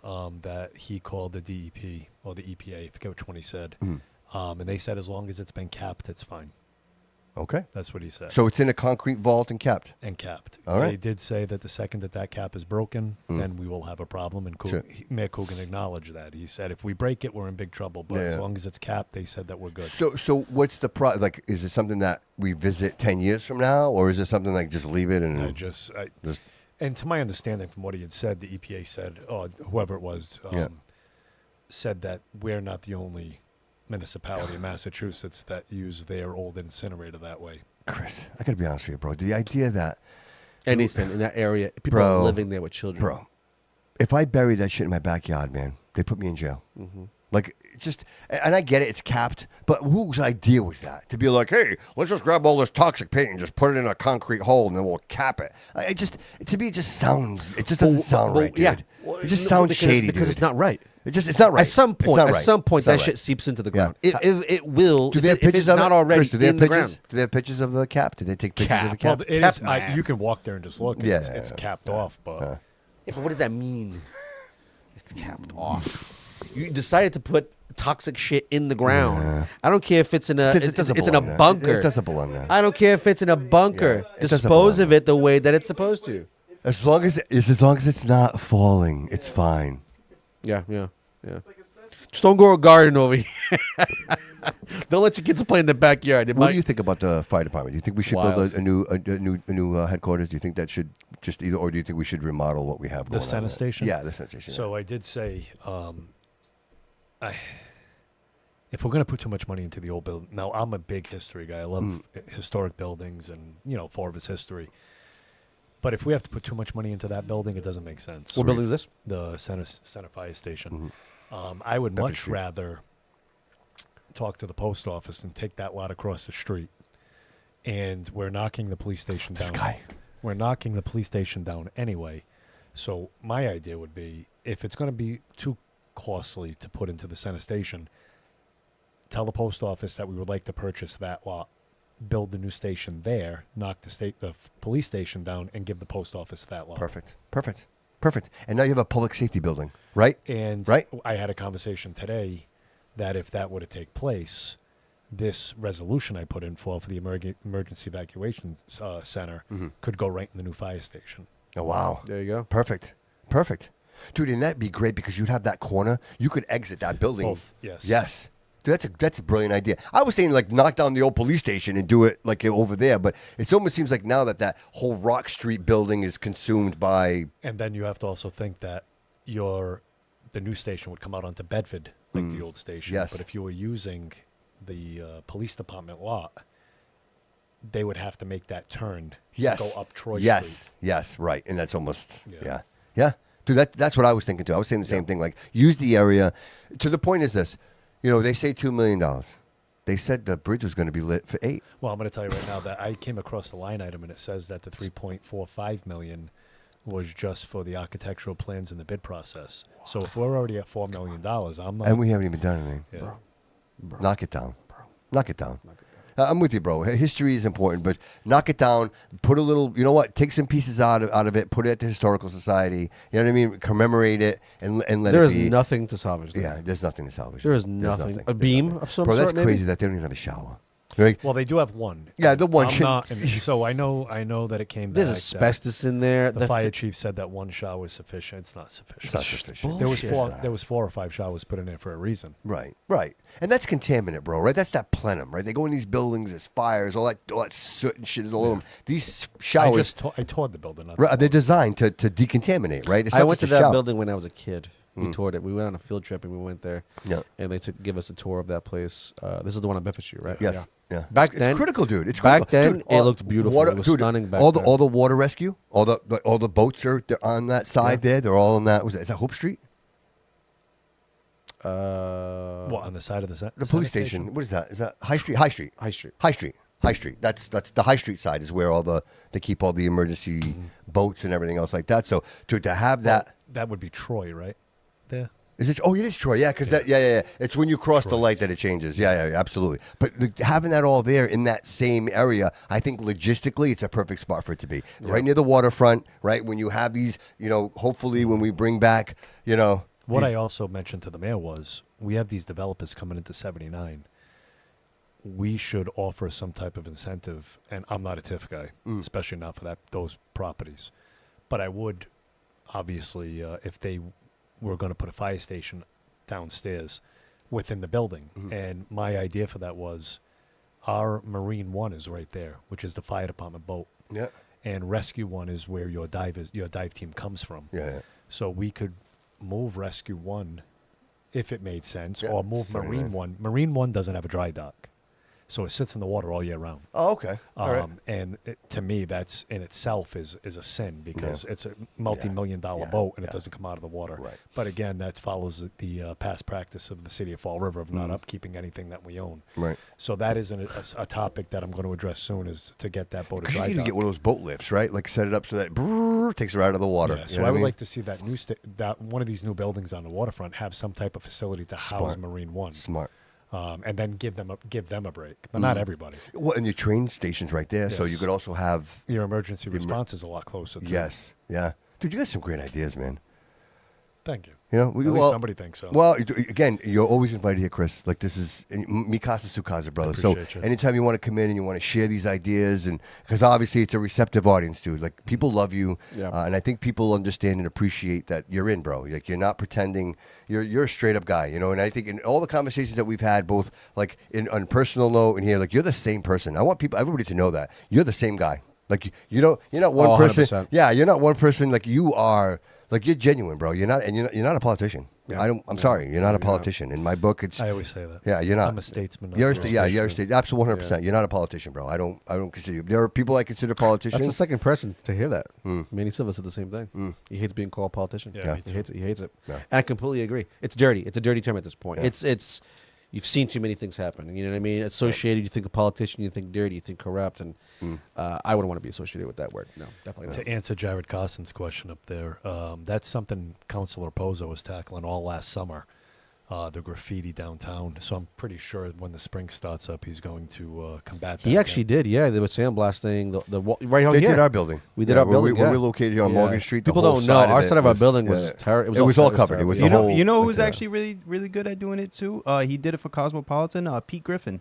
Oh yeah, that's Yeah, right. he be doing a really good job with like covering up graffiti and making sure that like it's like nicely He's covered the up. new unofficial mayor of Fall River. Yeah. Oh, 100%. I love Pete Griffin, man. He's a good dude. I mean, you couldn't pick a better name as well. right, dude. I mean, that's one of the most iconic names of our time. That, honestly, dude, he's really like the kind of like the voice of the city too. Like as a citizen. Well, you know what's so funny? Like, When you it think, was- early, I'm so sorry. We were talking about earlier today, and it's like you think of Peter is it Griffith? Griffin. Griffin. Just like the character. Just like the character, Yes. right? Like he's got a massive following. Yeah, I mean, yeah. he's probably like Fall Rivers. Who knew Paul Washer was so? Nope. There's one that There's actually one has more? millions That and lives in the millions. city? Yes. Okay, well, Yeah. we don't know who that is. Yeah, But it's actually really funny. I too. gotta say, I mean, I'm impressed with his following, and he's Yeah. always. I mean, it's funny because he can deliver some things, and it may be almost like news in a sense, but he always has a little twist of like that funny stuff. And he's like, all right, and he has that whole sign off that he does. Like, I appreciate the randomness. Everything with do. him is I do. random. Yeah, And it's the very cone, random. The Coney, and he's very random. I like. You know he's making moves in the city though, because I saw today somebody asked him to get them help for like a plow truck. Yes, Yes. yes, You know? right. And then he was reporting like there was equipment showing up right over at Conley, And I love that though. Yeah, I do yeah. because he's involved. That's Yes. a guy who Yes. loves the Yeah, city. you're reaching a lot of the people. fact that he records the bridge, he records the sunsets, he records what's going on. He's saying something through those videos. That Yeah. he actually cares. If he didn't care, he wouldn't be posting those particular videos. Right. These are shots of like four of his most beautiful sunsets you're gonna find. And I didn't really see that until today, until the conversation you had today. Yeah. I was kind of sitting there. I'm like, I don't get it. I mean, Yeah, he's it's the got sunsets, 44,000 dude. followers. Everybody loves the sunset. You know what it is? Now I see it. I see why people would follow Yeah. him Yeah. because he And I does said- shine light on the city that people. You think Fall River, you think, if you're not, you know what I mean? We get this bad rap and. We shouldn't because there's a lot in Fall River. People just don't even know it even exists. Yeah, Just when our I- waterfront, when our I met sunsets are amazing. When I met him for the first time, I said to him, I said, "You're the only guy that could create a power washing video that makes me watch 45 minutes worth." Correct. And I don't even own a power wash. It's his voice too. It's his bro. voice. It's his He's voice. so monotone with it. Yeah. Like he's just like he talks one level. Yep. It doesn't peak. It doesn't Right. come down. It's just Right. consistent all the way He's like, through. all right, guys. Today I'm making a keto-friendly diet, and People I'm like intrigued. I want to watch it. Okay, bye. yeah, bye. Bye. more like Okay, Pete. done. We good. And next, and you More just like go into Pete. this little rabbit hole. It's crazy. It's kind And of he crazy. got that corner that he lives on. They kept taking a right up the one way after they that's right. changed Yeah, it. yeah. So I went by the other day to make sure because I hadn't been kept up to to speed on what they were doing with that. So I went by the other day to take pictures, and there's got to be 8 no turn signs there. There's a Wow. wrong way sign. There's like 3 or 4 different. Yeah, I gotta say Yeah. that area is tough. That area is tough with some roads. If you're not from around there, you really don't know what's happening. Not at all. Yeah. Yeah, especially yes. That one yes. area down in North Yeah, but that's because Main of the and- school, right? They changed that because of the school, right? Was it because of the school, the bus, or something like that? Is that why they? I I'm don't honestly know. not sure. I remember I found Yeah. out because Peter Griffin posted it. Yeah, it was something that was they It's changed just- it. Yeah, It's just, they changed it's just it. so crazy there. Yeah, maybe it's because it's just a high traffic area. It's the cut through from South End to North End, and maybe that's just why. But there's a lot of don't go down here. You got to go like 5 streets down to get here. But because all of these are one ways going one direction, you can't go down those roads. It's tough. It's tough over there. Yeah, and those roads are small too. Yeah, Chris, what are you eating? Where are you having food these days? Anything you want to recommend? Thanks, brother. Same old brew house. Well, the brew house all the Yeah, time. yeah. And I'll You be work honest too with much, bro. Their, You work too their much. food's phenomenal. Yeah, it is good. Yeah, Delicious. the brew house, it's really fucking good. And amazing. it's reasonably priced, too. Yeah. It's cheap. Yeah. I do have to throw a shout out because I got asked do this it. today by the National Guard when I was in the vehicle. Now that Fiorentina's is closed, because Yeah. I really like Fiorentina's. Oh, their food was great. Yeah, and Shout out. they asked me what the best pizza in the city was. I said Sam's. I'm gonna have to disagree with Atlas. I just think Atlas is too greasy. Greasy. Oh, so greasy. He's right. It is a lot of grease. But I Nah, I like Highland's the grease. really greasy. I have to get away from it, but I like the grease. Highland's got the best salads. Yeah. They're Greek Kind of salads. hitting an age best. where I have to watch my cholesterol and whatnot. So. Dude, Right? right? Seriously. That sucks. What's your favorite pizza? Favorite pizza? Yeah. Pizza joint? I would say Highland. Yeah. Highland. What? Highland. Highland's like an old school. Disgusting. Yeah. It used to be for mine. It used to be Highland for me, but then I recently did a food review of the best pizzas in the city, and my choice was not Atlas. It was Highland at first, and then I tried the difference between Atlas and Highland. Complete 180, dude. And Highland was just complete ass, and it was just really, really like greasy. Yeah. And I know what you mean. I know what you mean. Cousin Mike's? Cousin Mike's? What's that? That's what on Josh, East Main Street. Yeah, Josh Silva just mentioned. They have a really good chorizo and chip, pizza, cheese, and sauce. Oh yeah. Millennial's good too.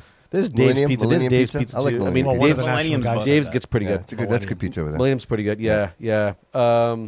Sometimes I just want like a quick one, dude. Papa John's, bro. All right, so here's the $1 million one. You ready? Papa John's breadsticks Somebody are fucking asked me this. I didn't know how to banging. answer the other day, and they weren't from around the area. They're like Marcelli's Marcucci's. I'm like, Oh, dude. Easy though. All right. Let's All right, okay. Let's go. okay, Let's okay. go around. Let's All go right, around all right, and, yeah. and say why. All right, Why Chris, you you first, why you you first, prefer one over the other? Like Okay, why? Chris, There's a guys. difference. All right. Marzilli's the bread.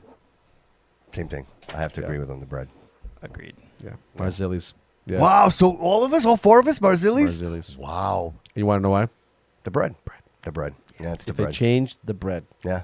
I've gone to Marcucci's when Marzilli's was like closed. You know what I mean? It's like, I'll, dude, I feel like I'm gonna break a tooth. yeah.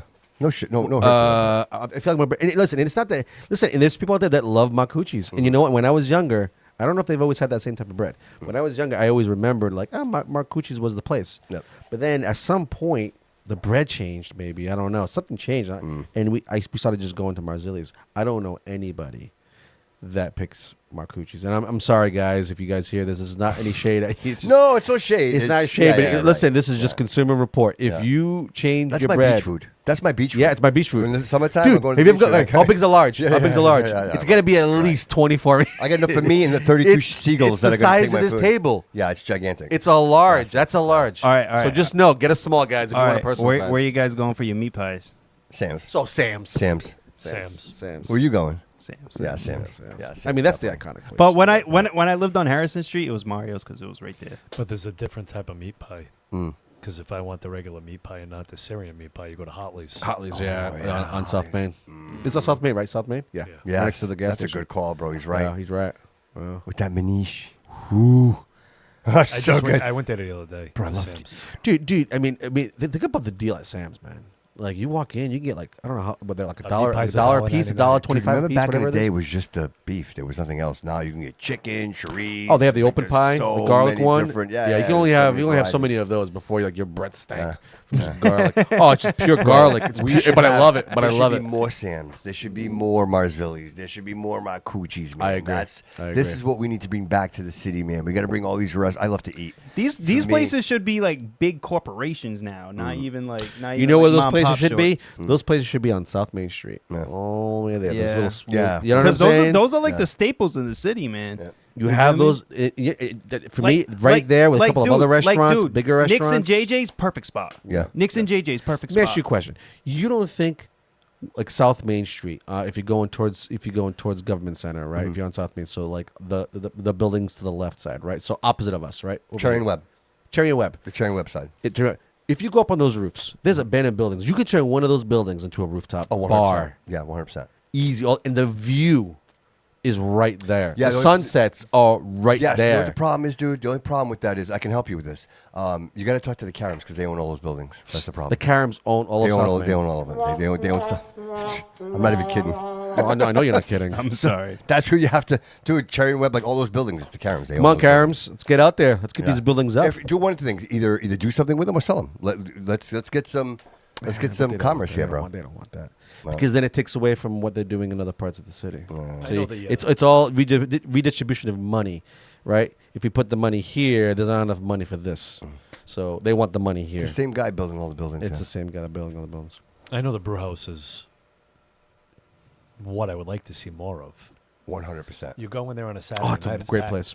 Yeah, they've sold out the last two events that they've had. The last They two got a nice Yes, nightlife yeah, over yeah. there. Give a over shout there. out to Marco for doing that because Yeah, Marco's he helps. amazing. Yeah, Yeah, he gets yeah. a lot of. Yeah, he's. I would say this is no. I mean, I think the show, the live show, Absolutely. working with Marco, bringing the awareness. I think people, again, they want to be together, and it's such a great venue, man. The energy there is amazing. The food is amazing, and you know what? It's comedy. Yep. It's entertainment. Like, you get where that. we- You get that Providence vibe. Yeah, all in feel one like, night. Yeah, right. All you in one night. feel like Yeah. you're in a Dude, place. if you go that's to in Providence, Providence. but if you go to Providence, you're gonna go to the comedy. You're gonna go to the what is it? Comedy Connection. The comedy connection. And then you're gonna leave the comedy connection to go to another restaurant. get it all to one eat. shot. Dude, you're going to one place and it's all. espresso martinis. You don't have to leave, bro.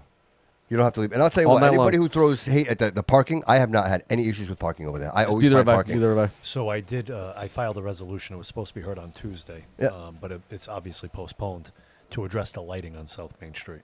Because when I come out of there, at 10, Dark. 11 o'clock, it's dark. Dark, man. It is very dark. Yeah, I definitely. filed a resolution to address lighting throughout the whole city, but with a caveat that South Main's looked at specifically. Well, I would think, Chris, with the amount of lights that we bought for the 79 project, that we blew the budget on lights. Because, bro, do we have enough lights? Wait. Is there- So Dude, every we five- only saw what from the last time we saw it was just the top, right? That was phase one. No, According no, to no, no, no. with the bridge, There's right? 79 lights. Oh, 70. I'm sorry. Have you seen how many lights there are? I think it's every 10 feet. we Yeah, have there's light. quite a bit. There's quite a bit. It's a lot of They're lights. nice lights. They're nice lights, They but kind there's of a give me. lot They of almost them. give me a little bit of Newport vibes, right? Because if you go down Bellevue, You probably could have skipped one. You know what I mean? Yeah. You could Yeah, probably, there's you probably quite a could have bit. skipped. But yeah, again, but again, we don't know. We Monday still don't morning know how quarterback. that's all going to Yes, look, right? true. That's a good point. So maybe Yes. once everything is Well, I'm finished, saying my per point is se. they could have took half those lights and put them on South Main Street. We'd be all set. Yeah, people would see right, for sure. You're golden. You're good to go. Yeah. I'm just busting balls. Oh, listen, there's some dark alleyways, my man. I was told that the lights have dimmed over time due to the oxidation of the bulb, the globes on Yeah, the yeah, yeah. outside. So they Do we oxidize and get dark. Do we still have those? Is it it's still blue? It's still glass ones. Yeah, it's a blue pole, but it's like a glass Yeah, it's a ball, globe. like It's a a big globe. Okay. And I think those are like those liquid halide. It's not a Yeah, LED. it's not I think an those are LED. like liquid Yeah, halide bulbs. They yeah. haven't upgraded those yet, which would probably make sense if they're going to do it. They probably do LED now. Yeah. You know, Chris. Before we get out of here, brother, what do you got for the audience? Anything you want to mention to anybody? I mean, I know we just went through this whole situation in the city. If you could reach out to the constituents, be like, hey, this is what you guys should do to help us help you. What would you So- recommend? The biggest thing, the parking ban. I know it's a pain in the ass. I do. But you can't complain if you or your neighbors have your cars parked in violation of the parking ban. Reason I say that is, I'll tell you a quick story. On my way home after the first blizzard, I was getting a ride home from the DCM director, and we went to go turn onto my street, and it hadn't been plowed at all. And that was because I had a neighbor of mine that was parked too close to the curb in violation of the parking ban. So the plow couldn't take my street.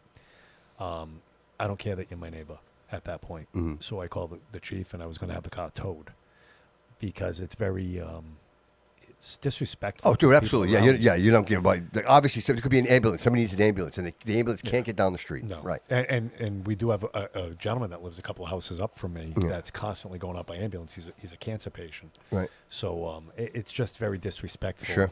to your neighbors. So I just asked, just with the parking ban, I know we put it on and people think that it's too early.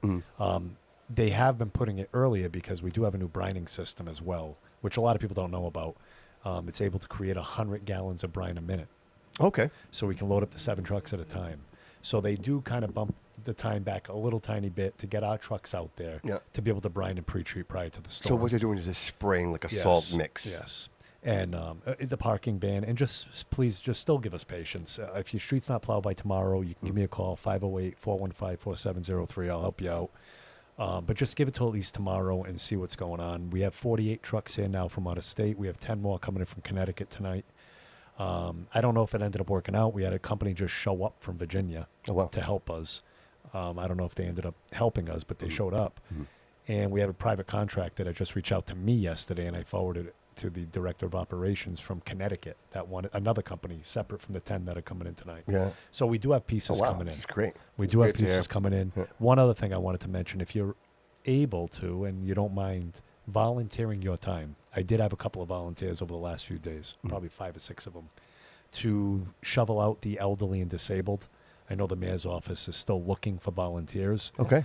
That's how we can give back to our community. 100%. You know, if you got an elderly neighbor, you can volunteer with the mayor's office. We'll come up with a list of elderly neighbors and disabled parties, and you can go out and help them. I love that. I love that. We'll have to Yeah. share that information. Yeah, if you can get that to me, we'll share that with the audience. 100%. Absolutely. Yeah. Yeah, but that's about it. Is that going on through the weekend as well? So it's constant? Right now, as far as I know. So Okay. I know that this operation has been approved for another 24 hours. Oh, wow. Up at the emergency evacuation center. Okay. Emergency evacuation center. That's how tired I am. The emergency center up in the north end. Okay. So if you want to reach out to the mayor's office, I think it's 324-2600 and see if they're taking volunteers. And if you're elderly or disabled, you can call the same number or call my number again, 508-415-4703, and I'll put you on the list to have people come and shovel you out. Excellent. And that is shovel, like if you have a snow plow, if you have a snow blower, I should say, in the back of your truck, you and want to... Yeah, and you're elderly and you need your Yeah. porch and sidewalk done, Yeah. we'll Yeah. send a volunteer over. That's to help you amazing. out. That's awesome. That's great. fantastic. Yeah, you know, it's funny. We've seen a lot of that. We still see it. You can drive through the city, you'll see it. You can see a lot of people still And snowed in, and To answer George's question, 100% that I'm What is, against tips for the waterfront. That's unless they're putting a fire station in the building, Yeah. nobody should be getting a tax break down there. it's good information. I want to be like, yeah, but What do you mean? it's the 79 project. There's just... Give it time.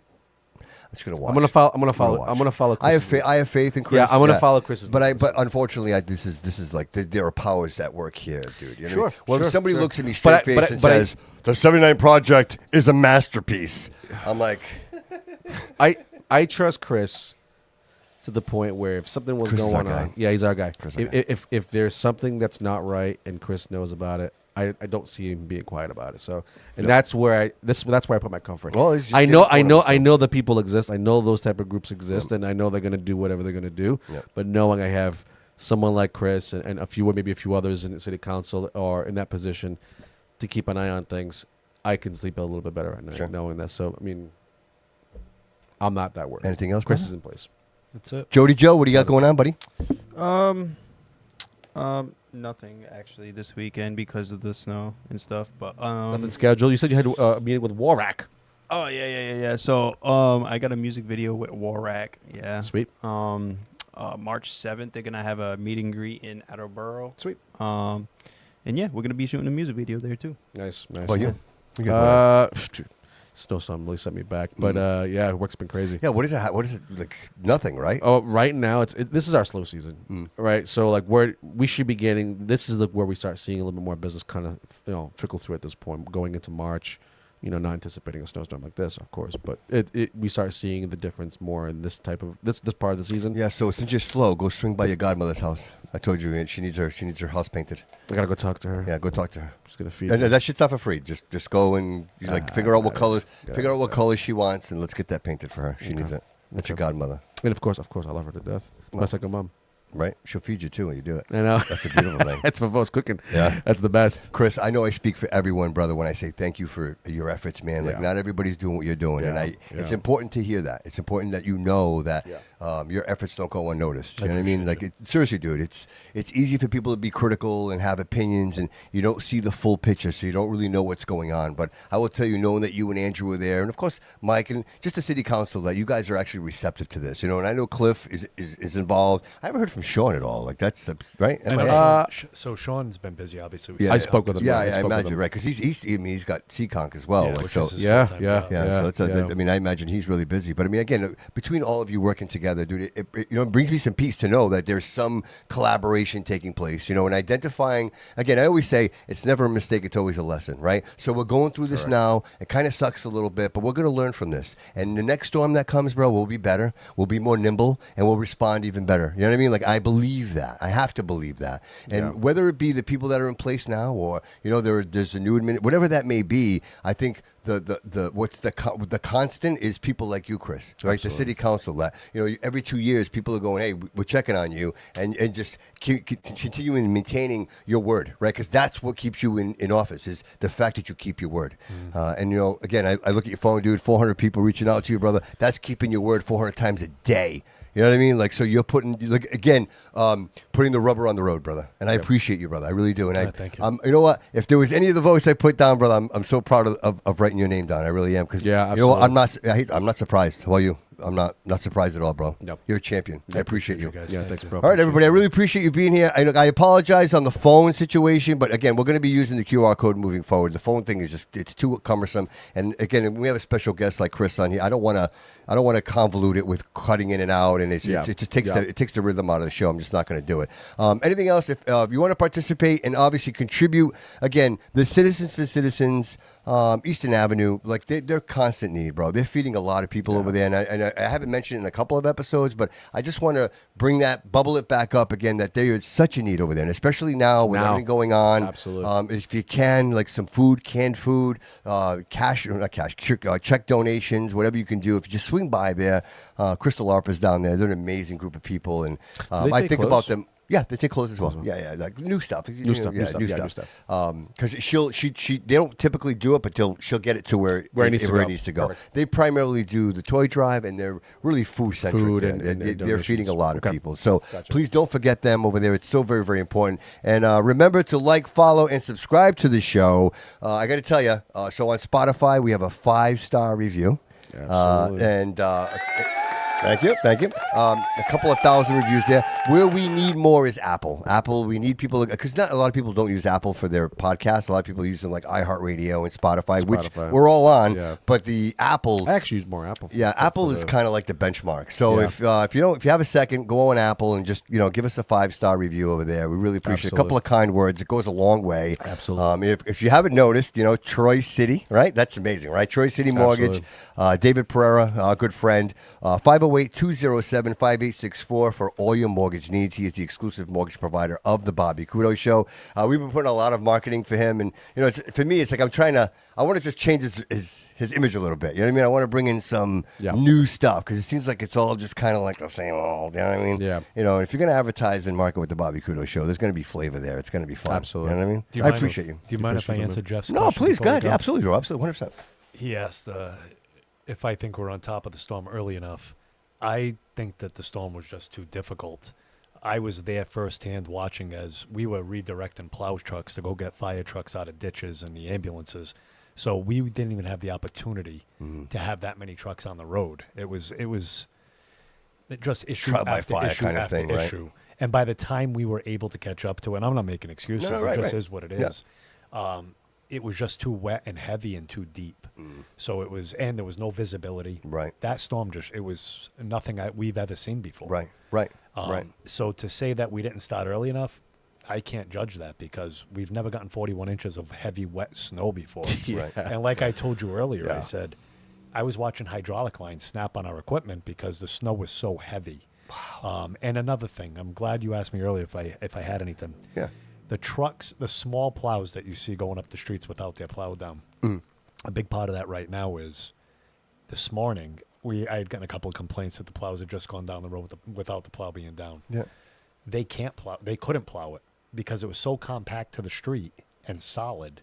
They would have jacked their truck up if they would have tried to have plowed it. Right. So that's why we called in all the heavy equipment to take care of this. Yeah. The smaller trucks that we have and that are local were just useless.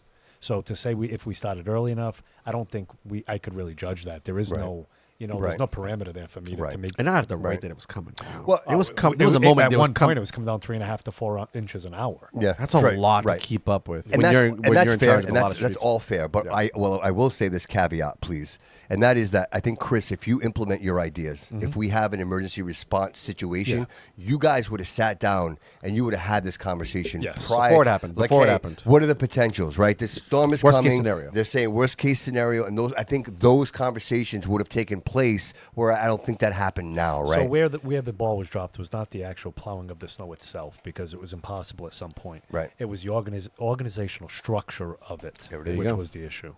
100%.